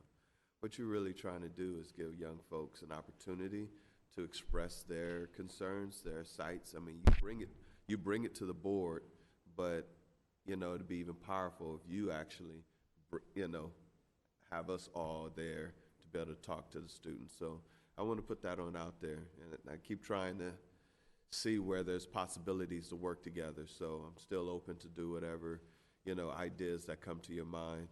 Want to continue to lift up, I was telling Max earlier, want to really do a student stellar award, make sure we highlight and lift up young folks and the work that they're doing in the community. Technology, internships, whatever it is, we need to try to find ways to lift that on up. So, I mean, I'm always down and I'm always committed, you know. And if you want, I'll come to your site again. But I hear what you're saying with electronics, you know, folks have to monitor themselves as well. Sometimes you see folks taking notes, you know, so there's another combinations, but I'd love to talk to you more about, you know, how we proceed at the board. And, you know, we should talk about it. We should talk about it before we get to the dais. You know, when you come in early, you should come to the closed session. I don't know if they can come to closed session. They can't. Oh, I'm always inviting, like, you know. So let's do something. I look forward to doing that, man. Thank you. Are there any other board comments? Okay. Thank you again for your report. Look forward to going to the summit. Oh, yeah. Thank you. Yeah, I just wanted to report out that I'm really excited to engage some students at Skyline around the budget process, and I have a meeting set up with them on the 25th because they did a student survey on campus to talk about like what are some of the impacts of any of the budget decisions we've made. So I really appreciate students reaching out to me and trying to have those conversations.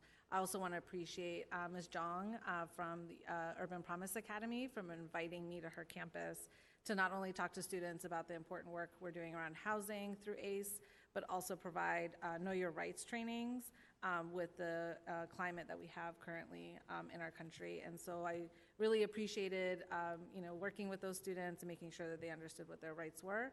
And they are now joining us for Lobby Day in Sacramento. And so we're also going to be, again, engaging them in advocacy and figuring out ways. I know that they're already pros because they go to the county board meetings and they go to other places, but I am really excited to continue to develop students in our district to make sure that they're advocates for the things that they need, whether it be here as a school district or at the county or state level, because I think that that's really important.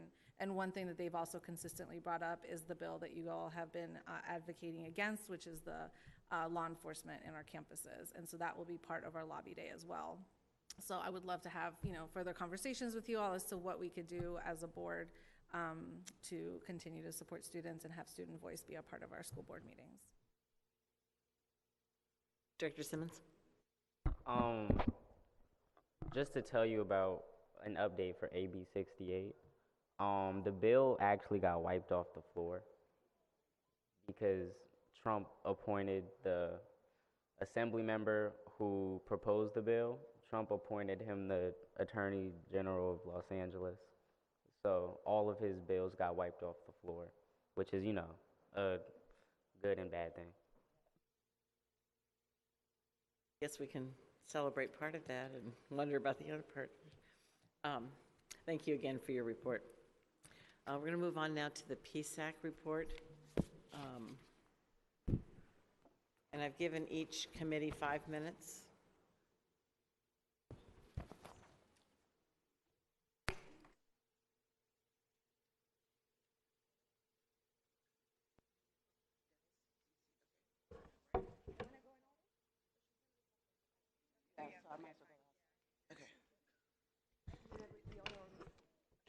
evening, board. So we are, again, I'm Tiffany Hampton-Amon. I represent District 3 with the PSAC as a lead delegate, and we are here to present our LCAP Parent Student Advisory Committee board, and we are going to start with our DELS report.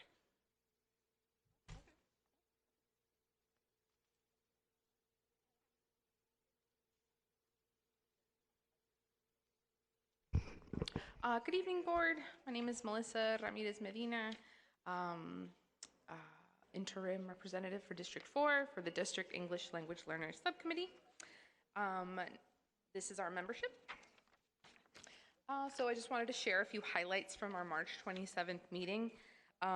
We want to extend a huge thank you to a couple of staff members, Julie Kessler from the Elma office, Julie McElmont from the Expanded Learning, and Leanna Nelson-Smith from Special Education for sharing really valuable information about summer programs at our meeting. So we really appreciated all the information they were able to share.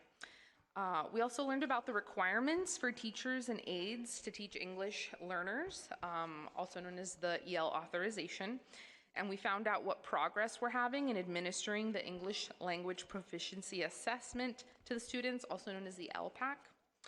LPAC testing begins on February 1st and can happen until the end of the school year, yet the recommendation is that schools finish by spring break.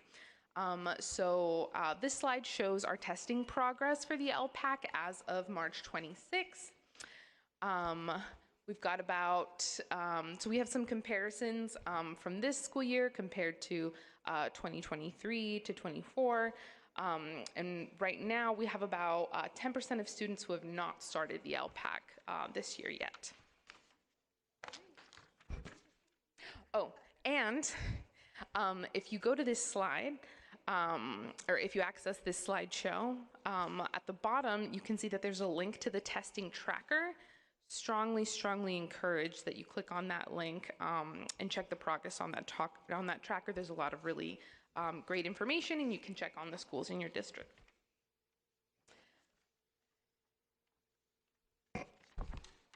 Our March meeting also included a new segment for representatives from school committees to share news and updates about their work to support English language learners.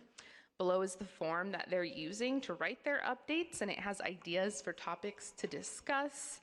That link is tinyurl.com/2H8BVCYY. Special thank you to Liliana Hernandez from Roosevelt Middle and Manzanita Community School, and to Juana Peña from International Community School for being the first representatives to share updates from their schools.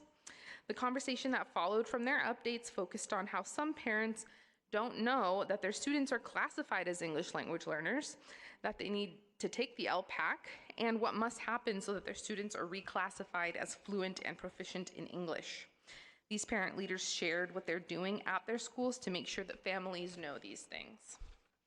So we hope that you will join us at our next public meeting on Thursday, April 24th, and you can find the link and meeting details at ousd.org/calendar. And I'll go ahead and hand it over to the Community Advisory Committee.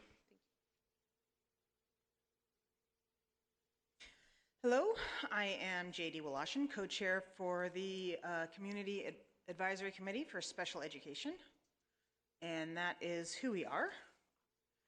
And we have highlights from our March 10th meeting.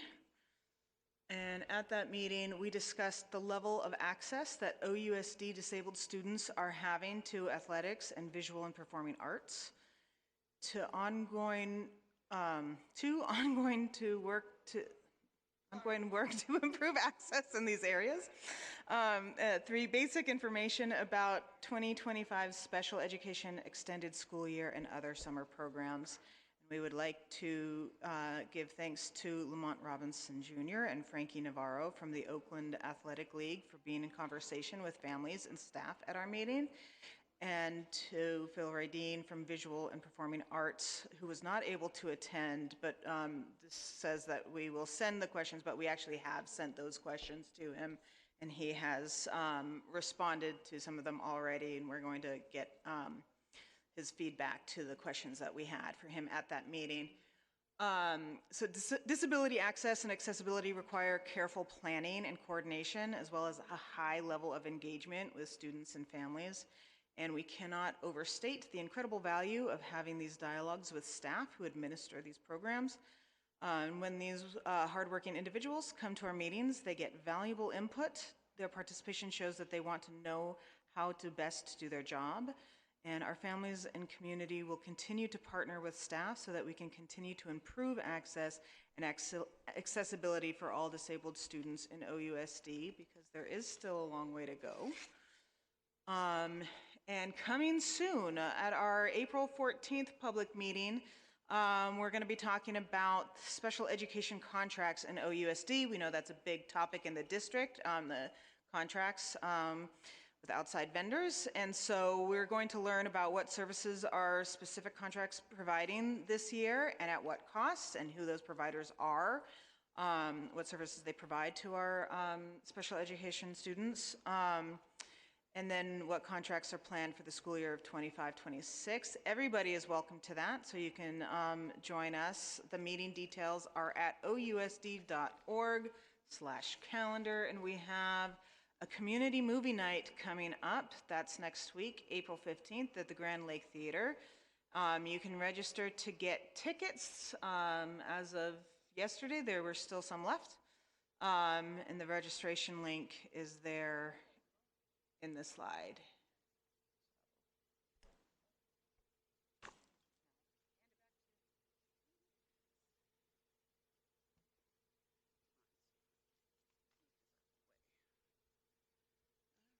So, I will be reporting on the Foster Youth Advisory Committee on behalf of Patty Jurgens, who could not stay due to our position in our agenda. She has 3 fosters under 3 she wanted to bring to see her present, but unfortunately they had bedtime.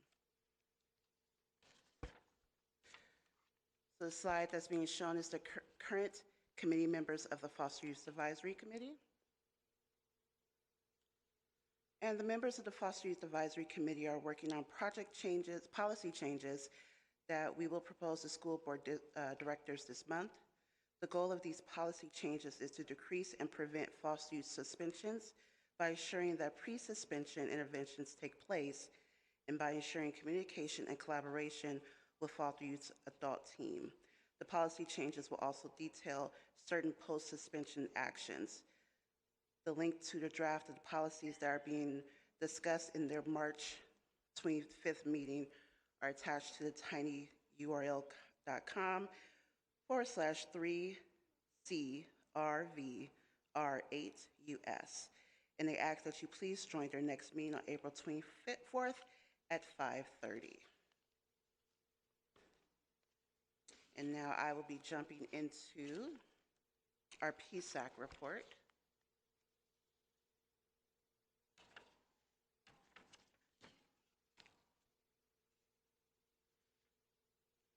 You can go to the next slide.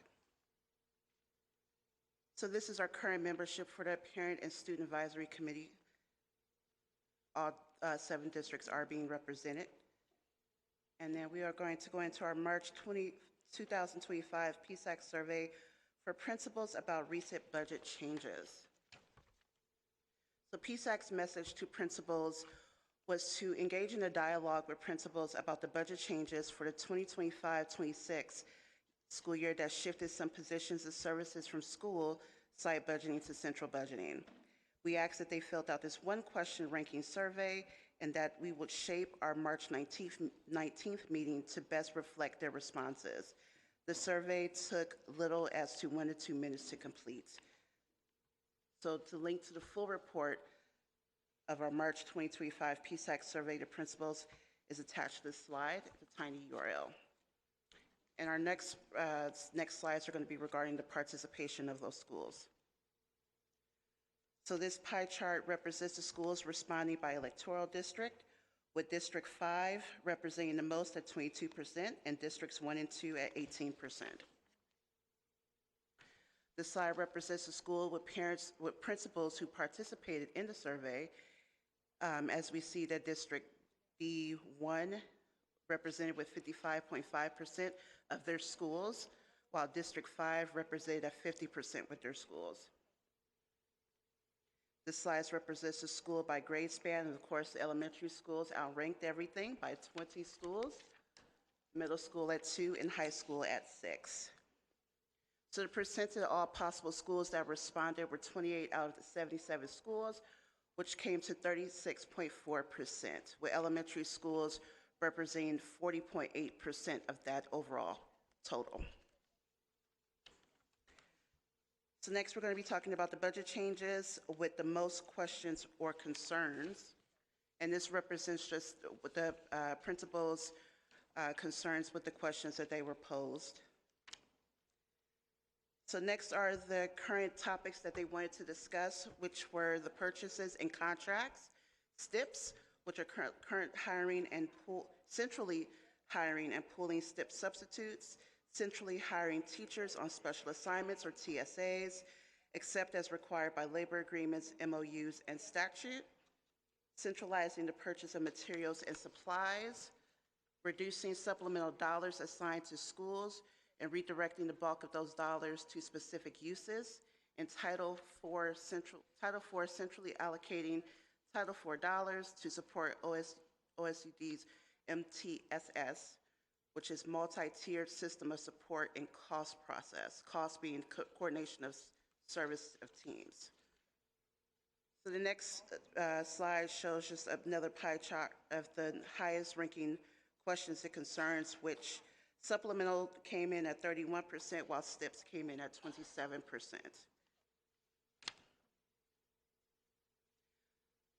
These grids, oh, okay, that's okay. These grids just show the overall percentages of all the questions that were posed to the principals. So following the slides, we first shared a few examples of comments and questions from principals about the changes that were not the focus of our breakout group discussions on March 19th. Yes. So centralizing of purchases and contracts. Again, centrally hired teachers on special assignments. Centralizing the purchase of materials and supplies. Centrally allocated Title IV dollars to support OUSD MTSS strategy and cost process. The next slides are going to speak on the highlights from our breakout meetings regarding our STIP substitutes. So as we discussed in our breakout groups, some of the comments were regarding the advantages of using STIP subs, as well as their improper use at some schools, the low substitute fill rate at certain schools, and for special education absences, the future approach of centrally pooled STIPs, and the need for paraeducator substitutes. We also discussed the needs to prioritize providing substitutes for IEP meetings, the current use of STIP substitutes to provide academic interventions, and what other positions could be used to do so. Some of the highlights from our breakout meeting regarding changes to the use of supplemental dollars. We discussed when larger schools get the same allocation as staff as smaller schools, when the percentage of high-need students at the school is used to assign staffing. We also spoke about certain schools that saw both a large decrease in position and a large decrease in dollars, as well as the value of this survey and the need for more principals to participate. We ask you that you join us at our next public meeting, which will take place on Wednesday, April 16th at 5:30. And at that meeting, we'll be discussing how did our local control and accountability plan change as a result of the budget reductions and changes that were adopted this winter, and how well was our LCAP implemented for the 24-25 school year. Zoom link and other meeting information can be found at ousd.org/calendar. Meeting presentations and recordings are also located at ousd.org/LCAP. Thank you.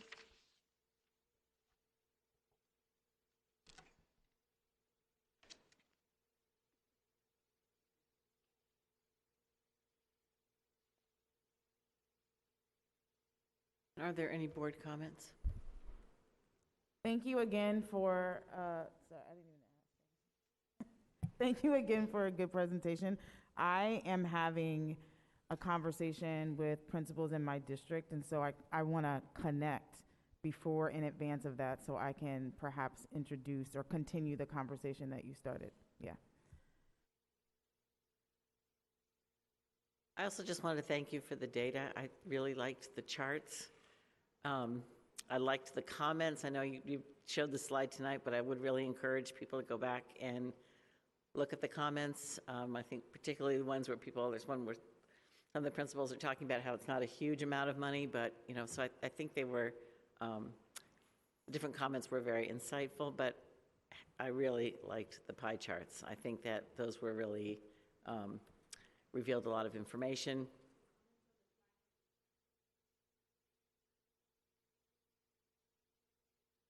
I did, yeah, I looked at the link too. I clicked on that.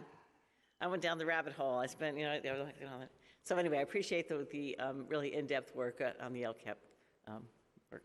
Any other comments? Thanks. Yeah, I just want to appreciate all of the, thank you all for staying. I know it's often late in the meeting, but appreciate the massive amounts of volunteer work that you all do as parents, in addition to taking care of your families and your jobs, doing this work. The one thing that I just wanted to maybe flag was that I tried to click on the Dell's, the testing update, and it makes you log into Tableau. So I don't know if it's a protected, is it oh, it's not? Okay. I thought so, yeah. So just, but anyways, that's the one thing, but thank you. And are there any other comments, Director Williams? Thank you very much for that. I just want to add that if you're asking for principals' participation in surveys, please CC me as well. I can support that work, as we are reaching out to the principals, like to be a part of those conversations as well. Thank you. Thank you again, and thank you for being patient for a long agenda. Mr. Sechak, can we have a translation check, please? Yes, moving on to the translation announcement, we'll go to Spanish. Please only raise your hand if you need Spanish interpretation. Mr. Copenhagen, if you can come off mute and make the interpretation announcement for Spanish, please.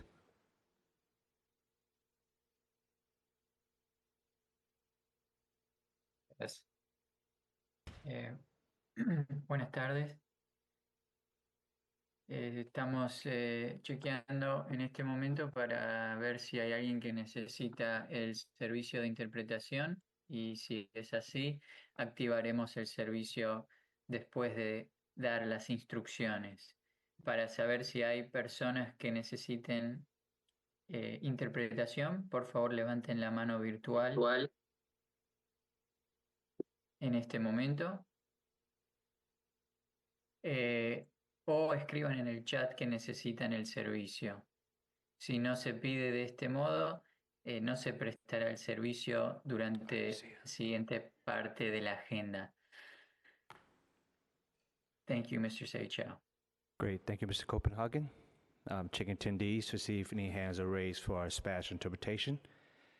I do see 2 hands, so we will start Spanish interpretation. Next, we'll go to Arabic. Again, please only raise your hand if you need Arabic interpretation. Ms. Abdi, if you can come off mute and make the interpretation announcement for Arabic, please. السلام عليكم ورحمة الله وبركاته. نقدم لكم الترجمة باللغة العربية.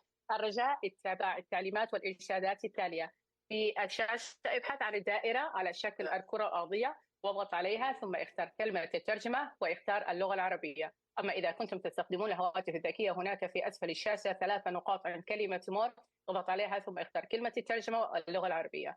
الرجاء كتم الصوت الأصلي حتى تستمع إلينا بوضوح. إذا أنتم متواجدون في القاعة هناك أجهزة تتم خدمتكم للاستماع للغة العربية. أما إذا كنت متواجد في الزوم هناك خاصية رفع اليد السفلى حتى تستمع إلينا بوضوح. وشكرا. Arabic is done. Great, thank you, Ms. Abdi. So I do see 1 hand that is raised, so we will start Arabic and Spanish, and we will check again later in the meeting. I turn it back to President Bruhart. All right, thank you. The next item on the agenda is item L, which is the adoption of the general consent report. And I believe there are no items pulled, so do we have a motion to adopt the general consent report? Make a motion to adopt the general consensus report. Thank you. And is there a second? I second. Okay. We have 10 minutes for public comment. Are there any public comments on this item? Yes, Madam President. Those speakers are Asada Olokbala, Janelle Harris, Ben Tapscott, and Ashley Handy. Okay. And we can give 2 minutes each.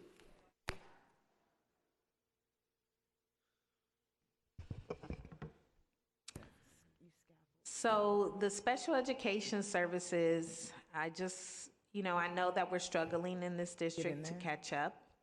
But I think first we have to identify and own the fact that services are not being given.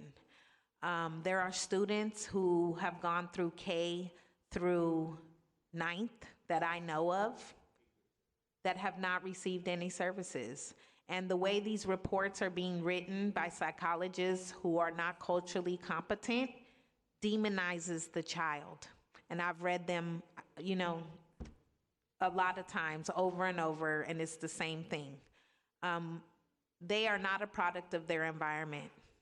And I want to make it clear that special education needs to be first, because there are kids who are being graduated that can't read, and a lot of them go to McClymonds. So it's like, please help us get that department together or start cutting heads off.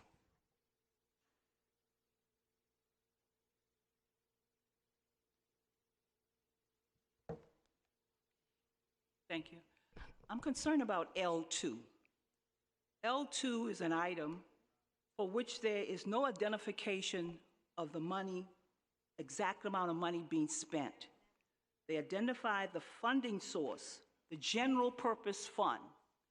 When you go to the contract, this item, it covers 24, 25, all the way through 20, 28, 29, and each year there's a specific amount of money being spent, a total of $986, $639.30. Why is this not in the item, the amount of money is being spent? The next item is L4, which is a demolition at Melrose. The funding source is General Fund 01. I've never seen that before.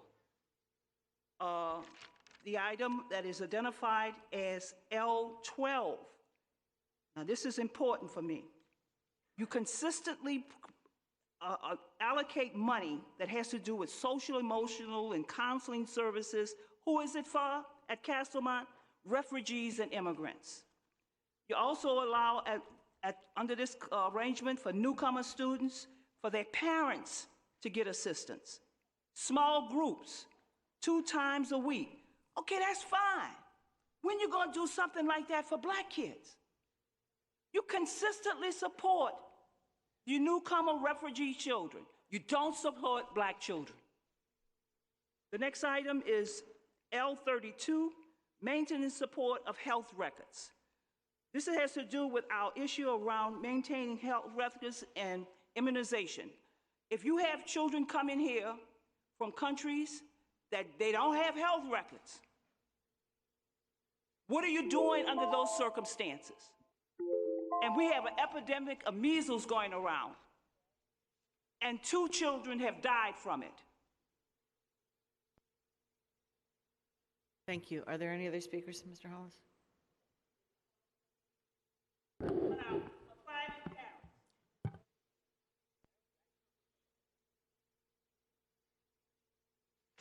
Good evening, Board.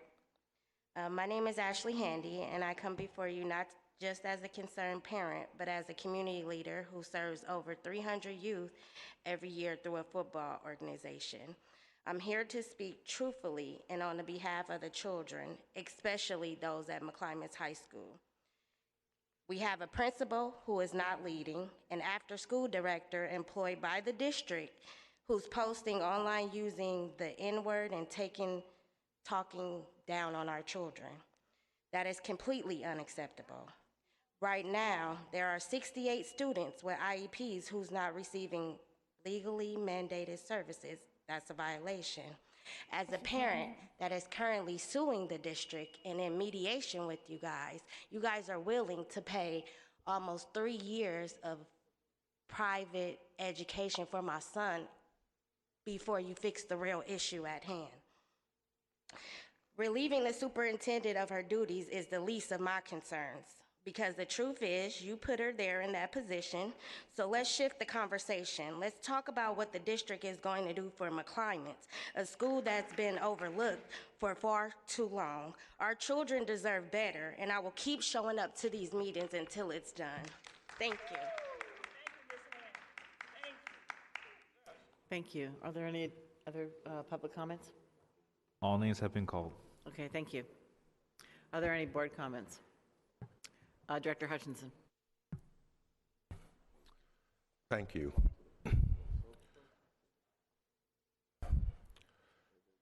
So I didn't want to speak when I first came down here after closed session, but now especially hearing the comments on this item, I think it's really important to say a couple of things. You know, it's the superintendent and her staff that put together the consent report along with keeping the district functioning. And just so there's not any confusion out there from anyone, the board just voted today to force the superintendent out at the end of the year and to try to immediately start a search for a new superintendent.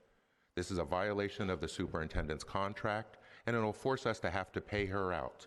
And we will have no way forward as a community Director and as a Hutchinson, district. may I remind you that's a violation of the Brown Act? Thank you for reminding me. Yes, I will.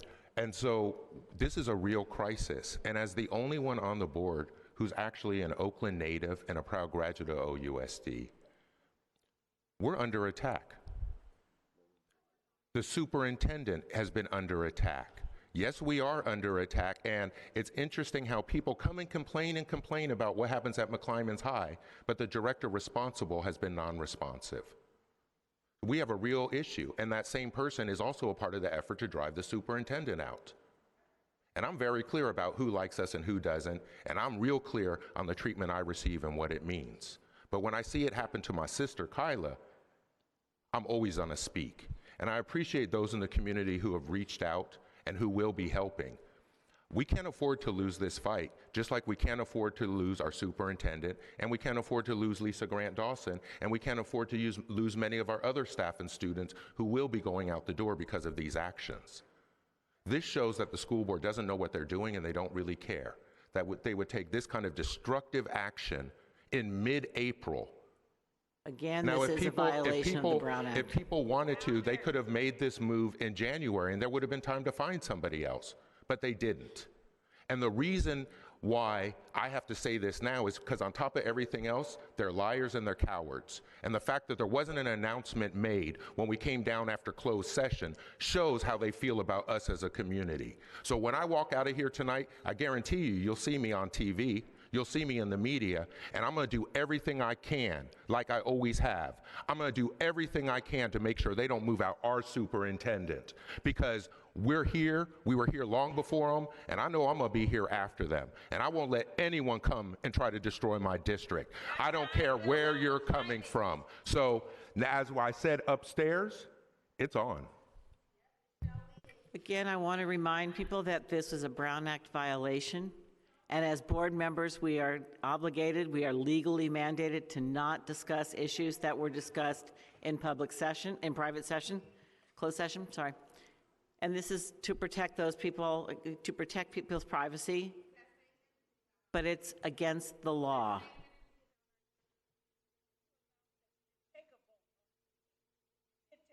Which is against the law.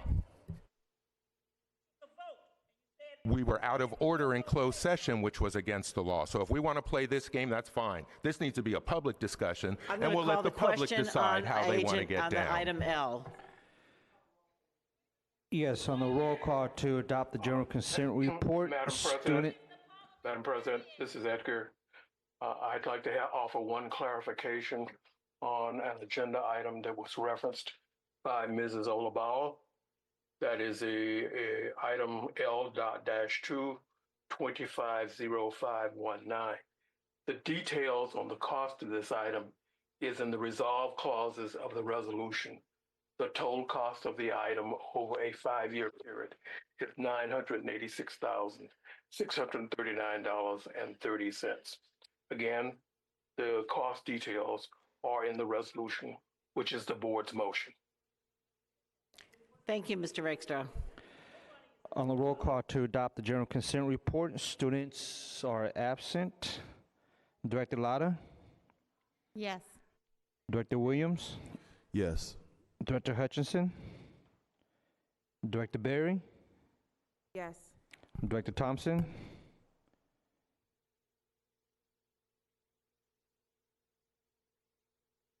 Vice President Batchelor? Yes. And President Brewhart. Yes. The general consent report is adopted. Thank you, Mr. Seychow. I'm going to turn the gavel over to Vice President Batchelor.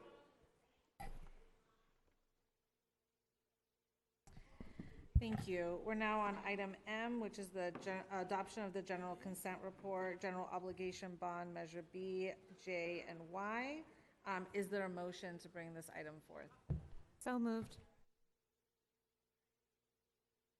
Second. Thank you.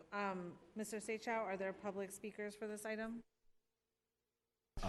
Yes, there are public speakers on this item.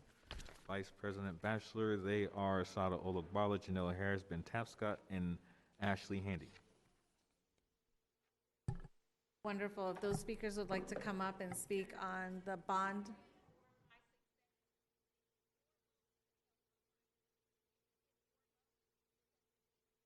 Ms. Janelle Harris, you're up if you'd like to speak in the mic. You have 1 minute. I don't know, but I want to talk about what just happened. I feel it is a slap in the face and totally disrespectful for a director to talk to the public and tell us that we're complaining when our kids are suffering. He should be removed. And you have the power to do that. I'm sick of the outbursts and I'm sick of the tantrums when he don't have the votes to go his way.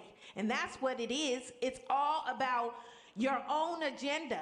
And I don't care about the superintendent or if you fire her or she's leaving. I don't care. What I care about is serving the kids that my tax dollars and my bond measure money goes to. That's what I care about. And my kids can't get none, no help. I don't care if you're the only Oakland native. I don't care. You ain't got no kids in this district. You went here 100 years ago. Let's talk about now. Thank you. Ms. Asada and Coach Tapscott are next. We're on M, which is the adoption of the general consent report, obligation bonds, measure B, J, and Y. I think I have to consistently say this.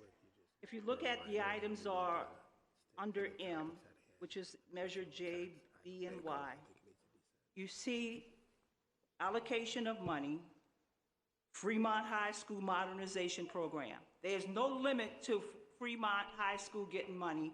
I don't understand how this works, that every time you turn around, Fremont is getting money twice on the agenda here for whatever. Maxwell Park, you are constantly getting under this M, people coming and getting additional money for whatever projects you're working on. But when we talk about McClymonds, and you got to remember, McClymonds was approached at the Project Advisory Committee meeting, the first meeting, and we were told that there wasn't going to be enough money to complete the project of modernizing the school, but they were going to help us raise money so we could do it. That's how we started off. And then we found out nobody's doing this. You're not going to disrespect McClymonds. You're not going to treat us differently. And no matter how you like it or dislike it, we're going to come every meeting and talk about treating McClymonds fairly, having us have the same opportunities that you're giving other schools. So forget about it if you think it's going to stop. It will not stop. Thank you. I don't see Coach Tapscott in the room. I wonder if he's online. Ben Tapscott is not online. Okay. Last speaker was Ashley Handy. Ashley, come on up.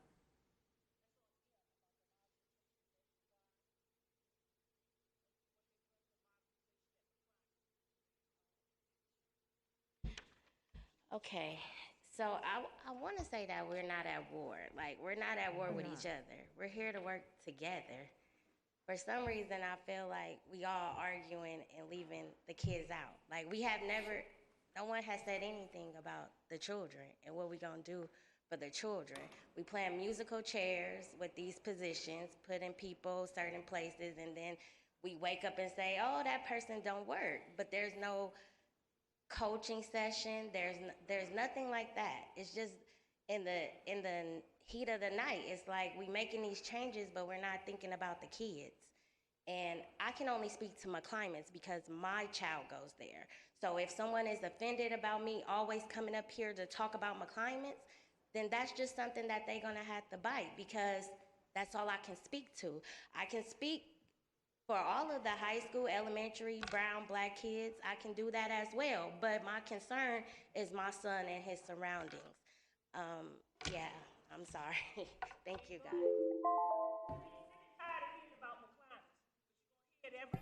Thank you. Any board comments on items M, which are the the adoption of the general consent report, measure BJY? Okay.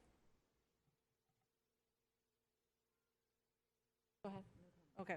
I would just like to add, I did get some emails from a couple of folks at Skyline around the Measure Y dollars being taken away from the Skyline campus.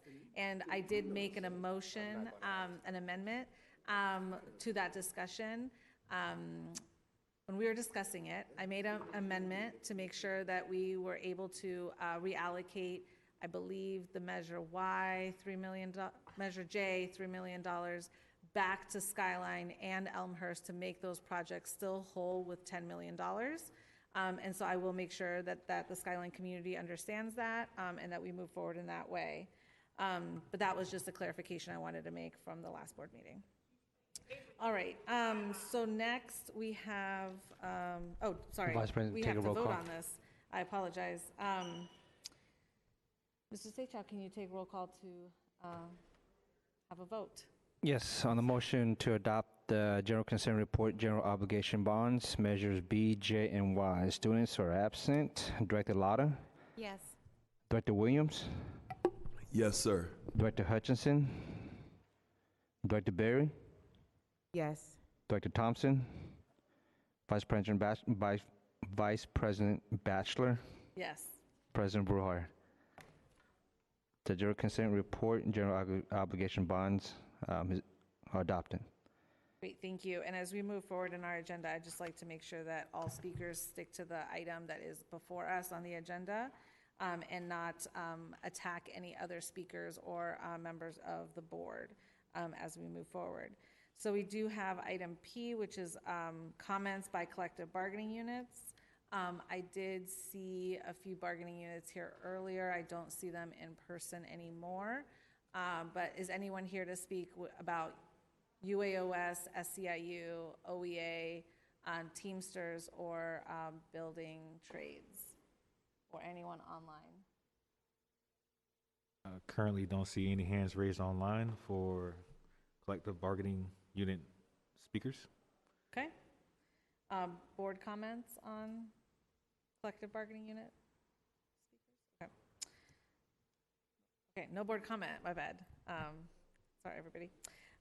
So we have Q, which is public hearings. We do not have any public hearings this evening. R, which is unfinished business. We don't have any items under R. We don't have any speakers under either of those items. And so we'll be moving to item S, which is new business. We have a couple of items here. So would anybody like to make a motion to move S1, which is OUSD's position pending state legislative bills.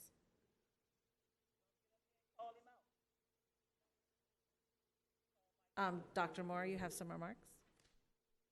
Actually, we have to make a motion first. Apologize. I motion. Second. Great. Dr. Moore. Thank you, Vice President Batchelor. First and foremost, just want to acknowledge that we have two of our lobbyists from school services online, Leilani Aguinaldo and Megan Baer. Just wanted to reiterate the process that the board has gone through to date around their legislative platform. And then tonight, the board will be making a decision around a list of 13 bills and positions around those. And so our legislative lobbyists with school services presented to the board in January and just provided just some context in terms of what some legislative wins were from the last year. And then also providing some guidance around what the upcoming year looks like in terms of process and also in terms of vetting future legislation. And so tonight is the first of two batches of position bills that the board will take into account. There's 13 of them. And once the board makes a decision here, the school services will begin to send us position bills that the district and the board will sign off on in terms of legislative advocacy, and then those bills will be provided in terms of a reference copy in future board memos. I do want to note that there are a number of bills that have been noted by school services that do align with our legislative platform, but are not a part of this first phase of bills. The reason for that is staff is doing some additional analysis both in terms of fiscal and operational, so that the board can fully understand what the implications of making a position on some of those bills are. I'll just name two that you'll see in the second batch of bills with a full staff analysis. The first one is AB 65, which is around leaves, and I know that that's been an area of interest by some board members. Another one is SB 711, which is around school nutrition for families during the summer. And so we're just looking into, again, fiscal and operational implications so that the board has a full understanding of what that might mean before making a decision. So I'll open it up for any board questions or discussion. And then again, we have Leilani and Megan online to answer any questions as well.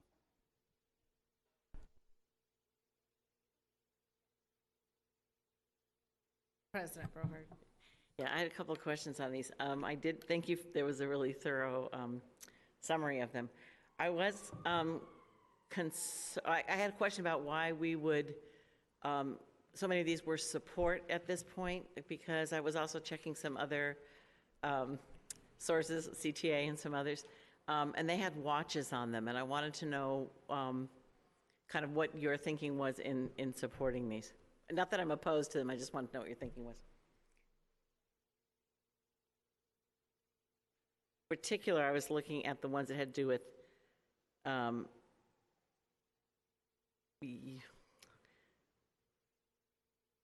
well, anyway, I think the substitute teachers was one.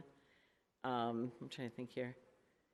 And there were some on, I know, the other thing was, were we going to have also ones on the housing? I didn't see Arregain's bill, but maybe I missed it. Is that in the next batch? No, it's in there. It's okay. in there. The one from Wix is in there too. Oh, okay, okay. I did read this, I just didn't highlight. I should have highlighted it. Okay, all right. Thank you. So Director Brohard, to answer your question about some of the positions that are on the document with recommended positions, these positions were arrived at after consultation as well with district staff.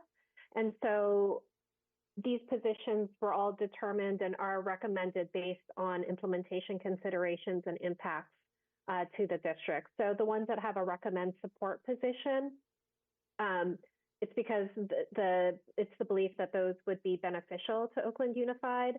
And some of these also are aligned with positions that the district has taken in the past. So for example, on the first page, AB 382 by Assemblyman Berman, which would establish a speed limit of 20 miles per hour. The district took a support position on a similar or an identical bill last year, and so the recommended position today is in alignment with positions that the district may have taken in the past as well. Thank you.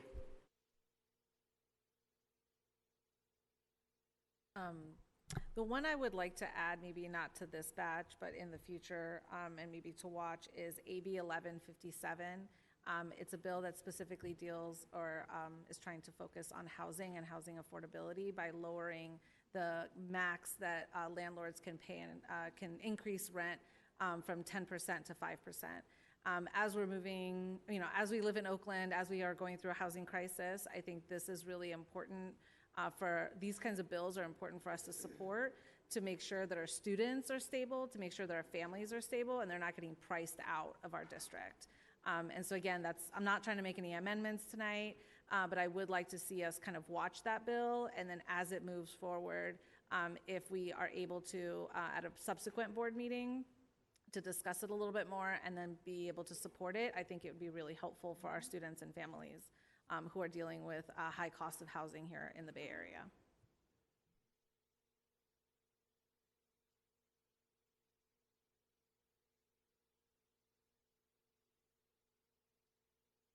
Seeing no other board comments on this, we do have a motion and a second. Can we take a roll call for a vote? Public comment on this item. I apologize, Mrs. Sada. Public comment on this item. Is there anybody signed up? Yes, we have Janelle Harris, Asada Olukbala, and Ben Tapscott. 1 minute. Thank you. So in reading the superintendent report, I think this is one of the concerns that I have, is that we don't know what the plan is for the enrollment, the stabilization, enrollment stabilization. What is the plan? Like here it says, promote success of OUSD linked learning methodology. What is that? Like, what are you doing to stabilize the enrollment? Because McClymonds was promised that they would be in this program or whatever it is, but we don't know what it consists of. So Mr. Williams, I will ask if you could look into that, please, to find out what actually this district is doing to help stabilize the enrollment or get, help us get more kids in our school. Are they still sidetracking the students to not come to McClymonds, to, just find out what's happening. Thank you. I just want to remind the speakers that the topic is on the pending legislative. What happened to the superintendent's report? Oh, didn't you give a report out on that? So what are we talking about? We're on S, on the OUSD S1, OUSD position, pending legislative bills. Oh, okay. I'm sorry, Ms. Harris. I told her the wrong thing. No, that's okay. We let her. Yeah, I'm not going to cut you off. Okay. So I'm quite concerned because I looked at the legislative bills that are being recommended that you're supporting, and there's no identification of you being in a position to support SB 510. SB 510 is pupil instruction treatment of African Americans. SB 510 will be discussed April 23rd at 9 o'clock at 1021 Old Street in room 210. It requires instructions that provide a foundation for understanding the treatment and perspective of African Americans regarding their education. Why y'all not supporting that? Why are you not supporting SB 510? It is not on the agenda. So when I come here and say over and over again, where is the support for African American students? You got a director of newcomers. You got a newcomer curriculum. You got a newcomer program that deals with wellness initiatives of newcomers. You got a summer program for newcomers. You got all of this for newcomers. You have absolutely nothing for African American students. Thank you, Mrs. Sana. That's SB 510. At any point somebody can say, yeah, I'm going to raise my hand and say, I'm going to definitely support that. Are there any other public speakers? Madam President, all names have been called. All right, thank you. And can we take a roll call, please, on S1? Yes, on the roll call as stated, S.-1, 25-0146A, students are absent. Director Thompson is absent. Director Berry? Yes. Director Hutchinson, absent. Director Williams? Yes, sir. Director Latta? Yes. Vice President Bachelor? Yes. President Bruhard? Yes. The motion is adopted. Thank you. Next item on the list is S2, declaring its intent to grant an easement to Pacific Gas and Electric to allow access for installation and maintenance of electric vehicles, charging stations, divisions of facilities, and planning and management. We have 10 minutes for public comment. Are there any public speakers? Oh, I'm sorry, we need a motion. So moved. Second. Thank you, sorry. Are there any public speakers, Mr. Hollis? Yes, Madam President, there are 3. Asada Olokbala, Janelle Harris, Ben Tapscott. And just a reminder, this is on this item only. Thanks. I'm not fully understanding how this works. You want to have on the school site the ability to put up electrical charge stations with the access of the, what company is it? I forget. PG&E, for their employees to come and plug up and recharge. How is that implemented with the safety component of the school? Is that in the parking area of the school? Does anybody have the logistics of how this works so we maintain safety protocol at that school? Is my concern. My only concern is if we have an issue of safety being violated in some potential capacity. I don't know. But has that been discussed is my concern. Is Preston Thomas online? I believe he's exited for the evening. I could speak to this item. So we actually currently have an easement with PG&E, and thanks to the Currys, there's been some developments at the school site, and we're now moving the charging station to another location. So this is a change to the easement, and there are no safety issues with it. Thank you. Ms. Harris. Thank you. So just some clarity on the item. Are we talking about one charging station or charging stations? And 2, is it free or does it cost money? I think an assessment of what is the impact? How many employees have electric cars that we need to be investing in charge stations? Like really, like we need books, we need computers, we need other stuff than charge stations. Okay. General Counsel, can you answer that question as well?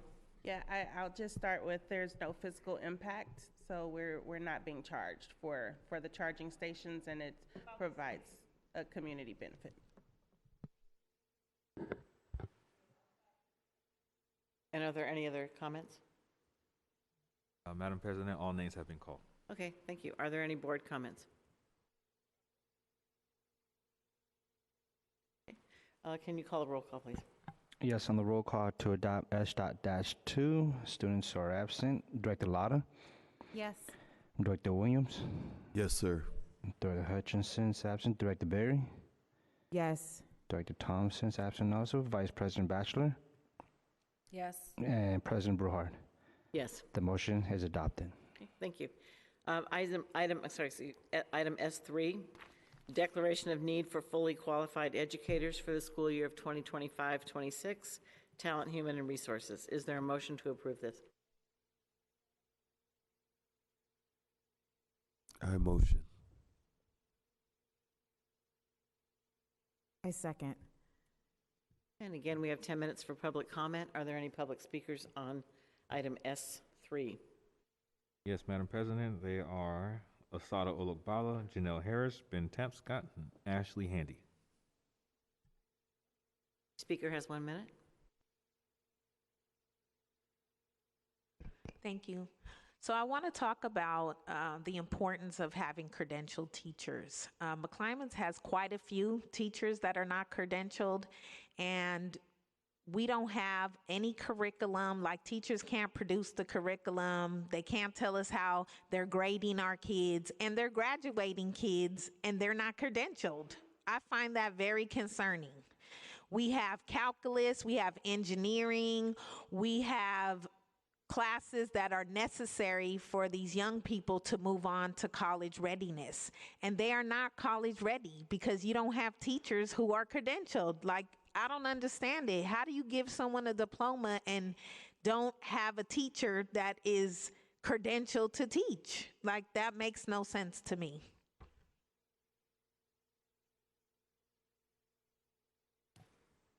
Next speaker, please. So I think the arrangement is when you have the teachers that come who are not qualified, that they agree to become qualified through some process of going to take courses or whatever. So whose responsibility is that to make that happen, as well as there's a timeline when it's supposed to happen? And it's my understanding that people have not completed within the timeline, but they're still teaching. So can we do some follow-up to make sure that if people are supposed to become accredited to teach and they don't meet the standards of completing their qualifications to be certified within the timeline, that we don't keep them under employment?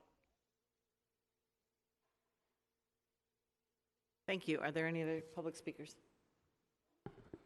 Oh, Ms. Handy, I think. Okay, thank you. Yep. Madam President, all names have been called. All right, thank you. Are there any board comments? Director Barry. Yes, and Dexter, I don't know if you can speak to this, but not necessarily looking for an answer now, but I was left wondering how this declaration compares to prior years, and I did try to find it, but for lack of being able to dig all that out, just curious, like, whether there is any cause for concern. And then related to that, would love to hear what the long-term workforce strategy is for addressing this. I think that might be a question for teaching and learning. That's a good question. With no further comments, can we take a roll call on the vote, please? Yes, on a motion to adopt as stated, students are absent. Director Lotta, Yes. Director Williams, Yes. Director Hutchins is absent. Director Berry, Yes. and Director Thomas is absent. Vice President Batchelor, Yes. President Bruhard. Yes. The motion is adopted. Oops, next on the agenda is item T, the superintendent's report, which is given tonight by Dr. Moore. Skip one? Yes, S.-4. You're right. Thank you, Mr. Rakestraw. I read the wrong one. S4, sorry about that. Application for provisional internship permit, California Commission on Teacher Credentialing, named employee for school year 2024-25. Is there a motion to adopt this? So moved. Seconded. Again, we have public comment. Is there any public speakers? Yes, Madam President. Those speakers are Asada Olagbala and Janelle Harris. Thank you. I just have a question. I would really like the question that Ms. Asada just asked about the credentialing and who's responsible for, and if that's our principals, how is the accountability being upheld? Because there's layers to this. And from where I'm standing, 3 years in, the people that are supposed to be accountable are not being held accountable. Tara Guard, Miss Lindsay, they are not being held accountable. I still have 7 outstanding level 1 complaints that your ombudsman has not responded to.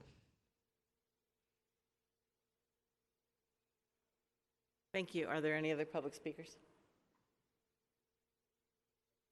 All names have been called, Madam President. All right, thank you. Are there any board comments? Okay.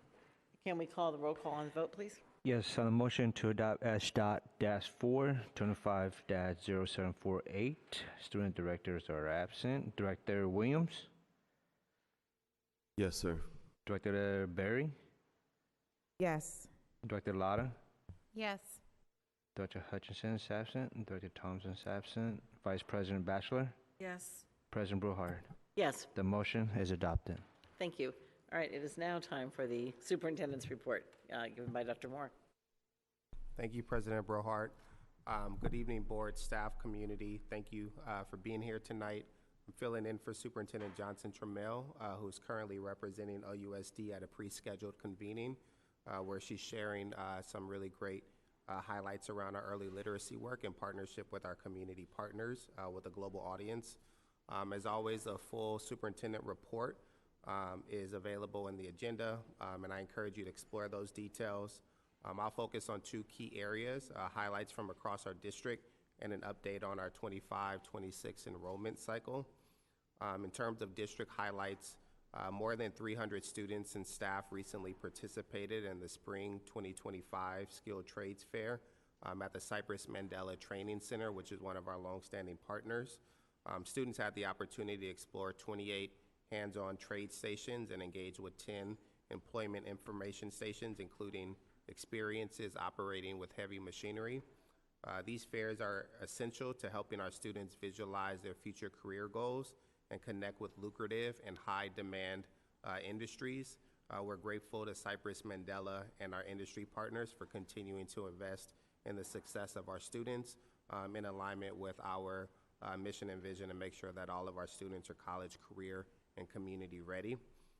Students in our 7th and 8th grade classes at Hillcrest recently welcomed Director Hutchinson for a dialogue on water quality and lead mitigation. The students have been studying the issue as part of their science curricula and presented campus maps and asked direct and thoughtful questions about the district's response to lead in water. This is just one of many powerful examples of how we can combine classroom learning with civic engagement and advocacy. The Bay Area's new WNBA team, the Golden State Valkyries, visited Claremont Middle School to meet with our league champion girls basketball team. Our players participated in a panel discussion, shared their personal journeys to the WNBA, and emphasized the importance of discipline, education, and love for the game. Our students recorded podcasts, received signed t-shirts, and played games outside with the WNBA athletes. We thank the Golden State Valkyries for investing in our students and celebrating their success. The Valkyries have had just a really great impact already in terms of visiting our students in our schools. This is one of multiple site visits that they've already done in Oakland, even before their inaugural season has begun. And then lastly, you heard from our students in the student director report that our new administrative building has opened at the old Cole site. And after several years without an administrative office, the office is open at 1011 Union Street. This new facility provides a dedicated and secure and collaborative space for central office staff, supporting our return to work hybrid model and enhancing our services to students, schools, and families. And is an overall exciting step in how we support our community. We have a lot of our satellite offices that are still open and encourage the public to continue to use our website to determine where they need to go depending on the service that they're interested in. In terms of enrollment update, the enrollment process for the 25-26 school year has begun in December, and we're steadily moving forward. Just some highlights. Families had until February 9th to submit their on-time applications. On-time offers were released last month on March 5th, and the deadline to submit those or to accept those offers was March 26th. Second round late offers were released last week on April 2nd, with additional offers continuing every 2 weeks. Families submitted intent to return forms on March 19th, confirming their plans for next year. I'd like to share just some enrollment trends and early wins. Through the first 110 days of the enrollment window, we've received 442 more applications than last year and 175 more than the year before that. And so that's considering even the context of lower birth rates and smaller cohort sizes in kinder, 5th, and 8th grade. And this early growth is a strong indication that our enrollment stabilization strategies are working and showing progress. We've also continued our creative and personal outreach to make sure that we're engaging and using student-centered strategies to connect with our families. So all of our families accepting offers at focal schools receive a school-branded refrigerator magnet to celebrate their decision and build early connection to their new school community. And then our Grow With Us podcast recently featured a new episode spotlighting both Life Academy and also OUSD's linked learning approach, further amplifying our message of innovation and excellence across our schools. Together, these updates reflect our collective efforts to create a district where our students are connected, where they're inspired, and where they're prepared, whether that's through hand-on career exploration at Cypress Mandela and our many work-based partnerships, championship-level teamwork, or welcoming our families into our school through intentional outreach. So thank you for your continued partnership and dedication to our young people. That concludes tonight's report, and I'll give it back to you, President Brohart. Thank you. Thank you. We have 10 minutes for public comment. Yes, Madam President, we have 3 speakers. That's Asada Olagbala, Janelle Harris, and Ashley Handy. 1 minute each.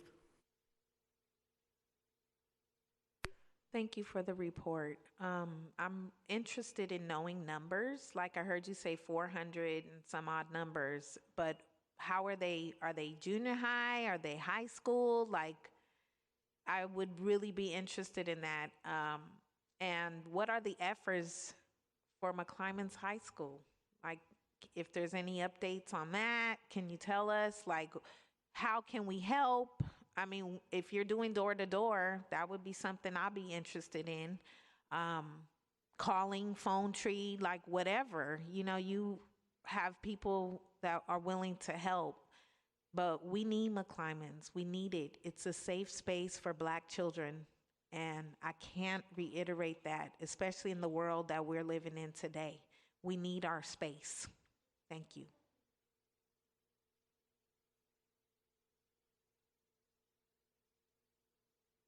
It is my position that enrollment stabilization is extremely difficult when you are a school choice district, because it always turns out that everybody wants to go to certain schools because those schools are being identified as the best schools to be at. So we have these schools that are not necessarily not good schools, but they are not identified through whatever process. So when we have our neighborhood schools, you're almost assured you're going to have a balance of enrollment. So what you have now with your school choice method is 20 schools that have 300 or less students. And particularly in West Oakland, Prescott has just over 100, West Oakland just over 100, McClymonds, I think 280, 260, we fluctuate. And that's not going to work. So we have 20 schools that are not stable, and it's only because of the method you have that's not a balanced way for everybody to be able to be in those schools. And let me tell you something, the lack of neighborhood schools, if we have an emergency and you got all these kids sprayed out all over the place and try to get them back home, woo! It's going to be something else to deal with. Thank you. Are there any other public speakers? All names have been called, Madam President. All right, thank you. Are there any board comments?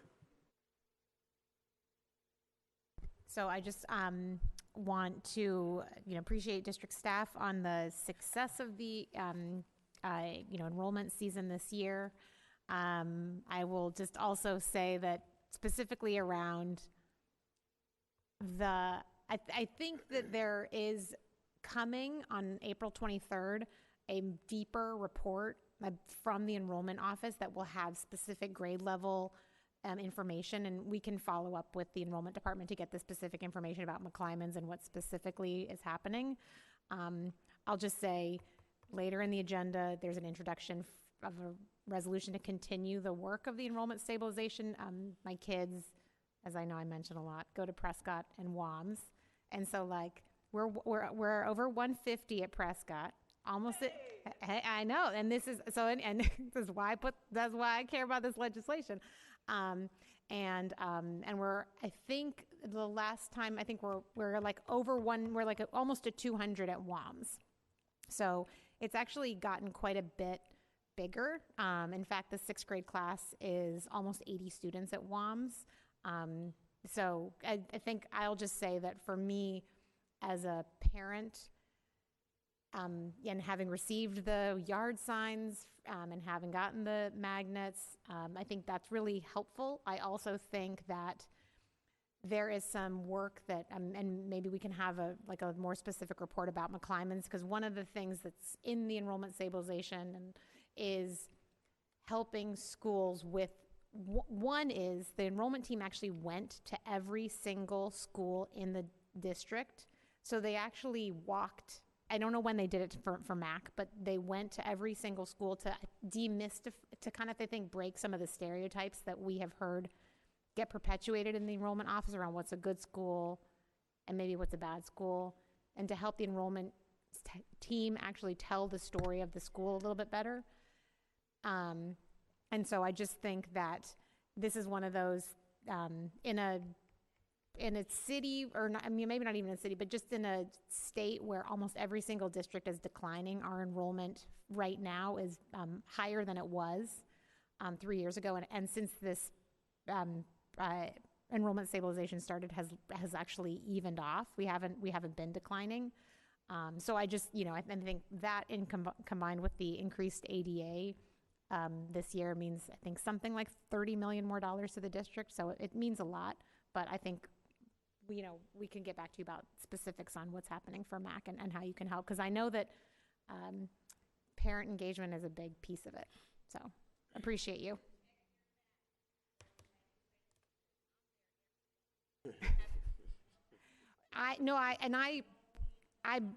I believe you, and so I'm saying, I think we can get back to you with what specifics, and yeah. Director Williams. Yeah, thank you. I'm really glad that you brought up enrollment. For the last 4 years, I've been talking with the superintendent about looking at this policy and really making some adjustments. I think I've talked to you too, Dexter, about that. School choice, looking at the policy, asking actually to review if it's actually working or not. That was my actual request, to do a review to see, so we can make modifications if necessary. That has not been a priority. So I'm really glad to see that actually there's more interest going. And two, I've been sitting with a board of individuals in the previous 4 years that actually didn't prioritize it. I think now we have a board that's actually willing and brave and courageous enough to take some action to actually look at these items. So I look forward to these conversations moving forward. Yes, I have been asking about enrollment time and time again. Yes, now we have a board that's going to do something about it. Thank you very much. Got rid of the KKK. Anybody can ask time and time again, how do you effectively bring about change? Anybody can ask over and over again. Thank you. What I've done effectively. Oh, you don't want to know? Okay. I will try if you give me some time. I will invite you. I will invite you to the next enrollment meeting. Yes. Director Barry, do you have any comments? I just wanted to celebrate the almost 450 number above last year. I think that's fantastic. Question is, how do we close the deal? I loved the parent engagement. And I've been texting people and connecting families with one another, so it made me think, is there a tech-enabled version of that? Is someone organizing parents at existing schools to help them, close the deal so that we can sort of get all of those students in our school district next year? Director, Vice President Batchelor? No? Okay. All right, thank you. I also wanted to shout out the CTE work. I know that they're having their open house coming up, and it's really a pretty cool thing to see what our students are doing at the Mandela Training Center. Just one last question. I'm so sorry. Chief of Staff Moore, are we going to have an open house to invite community to the headquarters to let folks know in the community that they're actually able to do a visit? Thank you. Yeah, appreciate the question. I think you've shared it before. I think the response I provided you was there's currently, as I think the student director shared, that they're going through the naming process. And then once the naming process has been complete, we are looking forward to actually having a formal opening of the building. So at the conclusion of that, we'll certainly be sharing more details with the board and with the public. I'll also say that throughout the construction of the site, the immediate community has been made aware of the progress to date, and certainly the opening that staff started moving in at the beginning of March. You're welcome. All right, next we have the President's report. And I did have a statement on the Brown Act, but I think we all had that statement earlier today. I know we're going to close in honor of Trish Gorman, who was the former president of OEA, but I also want to call out the accomplishments that Trish made during her tenure in the union. I know for many of us, myself included, I came into OEA because of Trish in a lot of ways. We served together on the executive committee, and she really was a force in building the union that teachers have today. She was definitely a strong trade unionist. I think people have talked about her, not only just her love of the OEA, but her really love of the profession. And I think she also served as a mentor to many elementary teachers, myself included as well. So I just wanted to honor the memory of Trish Gorham. Are there any other board reports?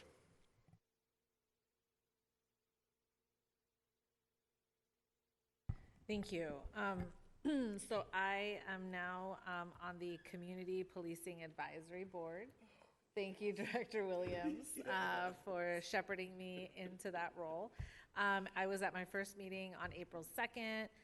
It was a lively group and discussion, and they reminded me of the homework that you left behind. So I will be I've communicated with our facilities department to look into Facilitron and how our neighborhood councils could use our community spaces in order to have their meetings. Again, I think it goes hand in hand with the community safety work that we're trying to do as a district to make sure that our neighborhood community organizations can also use our spaces to have conversations that are needed. So we're going to talk a little bit more about that at the next meeting. My screen went blank, of course. And then I also just wanted to share that I had the privilege of speaking at the Hands Off rally on April 5th.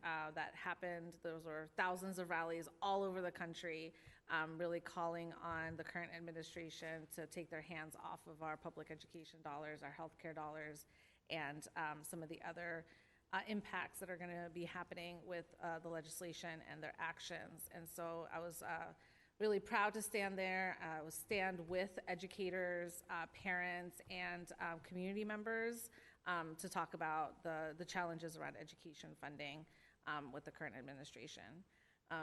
And one thing that was highlighted to me is that the cuts in Medicare are also going to be deeply impacting our school district because of the Medicaid dollars that we get to support all of the special education students that need kind of the extra supports.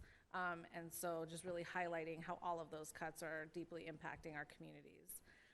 And lastly, I just want to share once again that we, through ACE, we have a Housing Day of Action in Sacramento, which we have some OUSD students, staff, and families attending. I'm very excited to, again, support our students in continuing their advocacy, support those families and making sure that they are advocating for the things that are important to our community. And I'm really excited to have some staff also join us so they can talk about their experiences, not only with their students, but their experiences with their colleagues, being able to find quality, affordable housing in the Bay Area. That's it. Thank you. Yeah, I just wanted to say that this afternoon I had an opportunity to be in Sacramento to speak on a panel that was promoting the alignment of college savings accounts, Cal Kids programs, which is another, early savings account, and other programs available to our students and families. And it reminded me, especially because there's these threats to the money that we do have, that there is sort of like all of these underutilized programs and services available to families. And I want to encourage us somehow to find a way to balance what's most urgently in front of us and some of these other things so that our families don't miss out, right? My son is 18 months and we, 6 months into his life, we got a little letter in the mail saying that he had $500 available to him in his college savings account. Not my money, but the state's money. All of our families should know that they have that.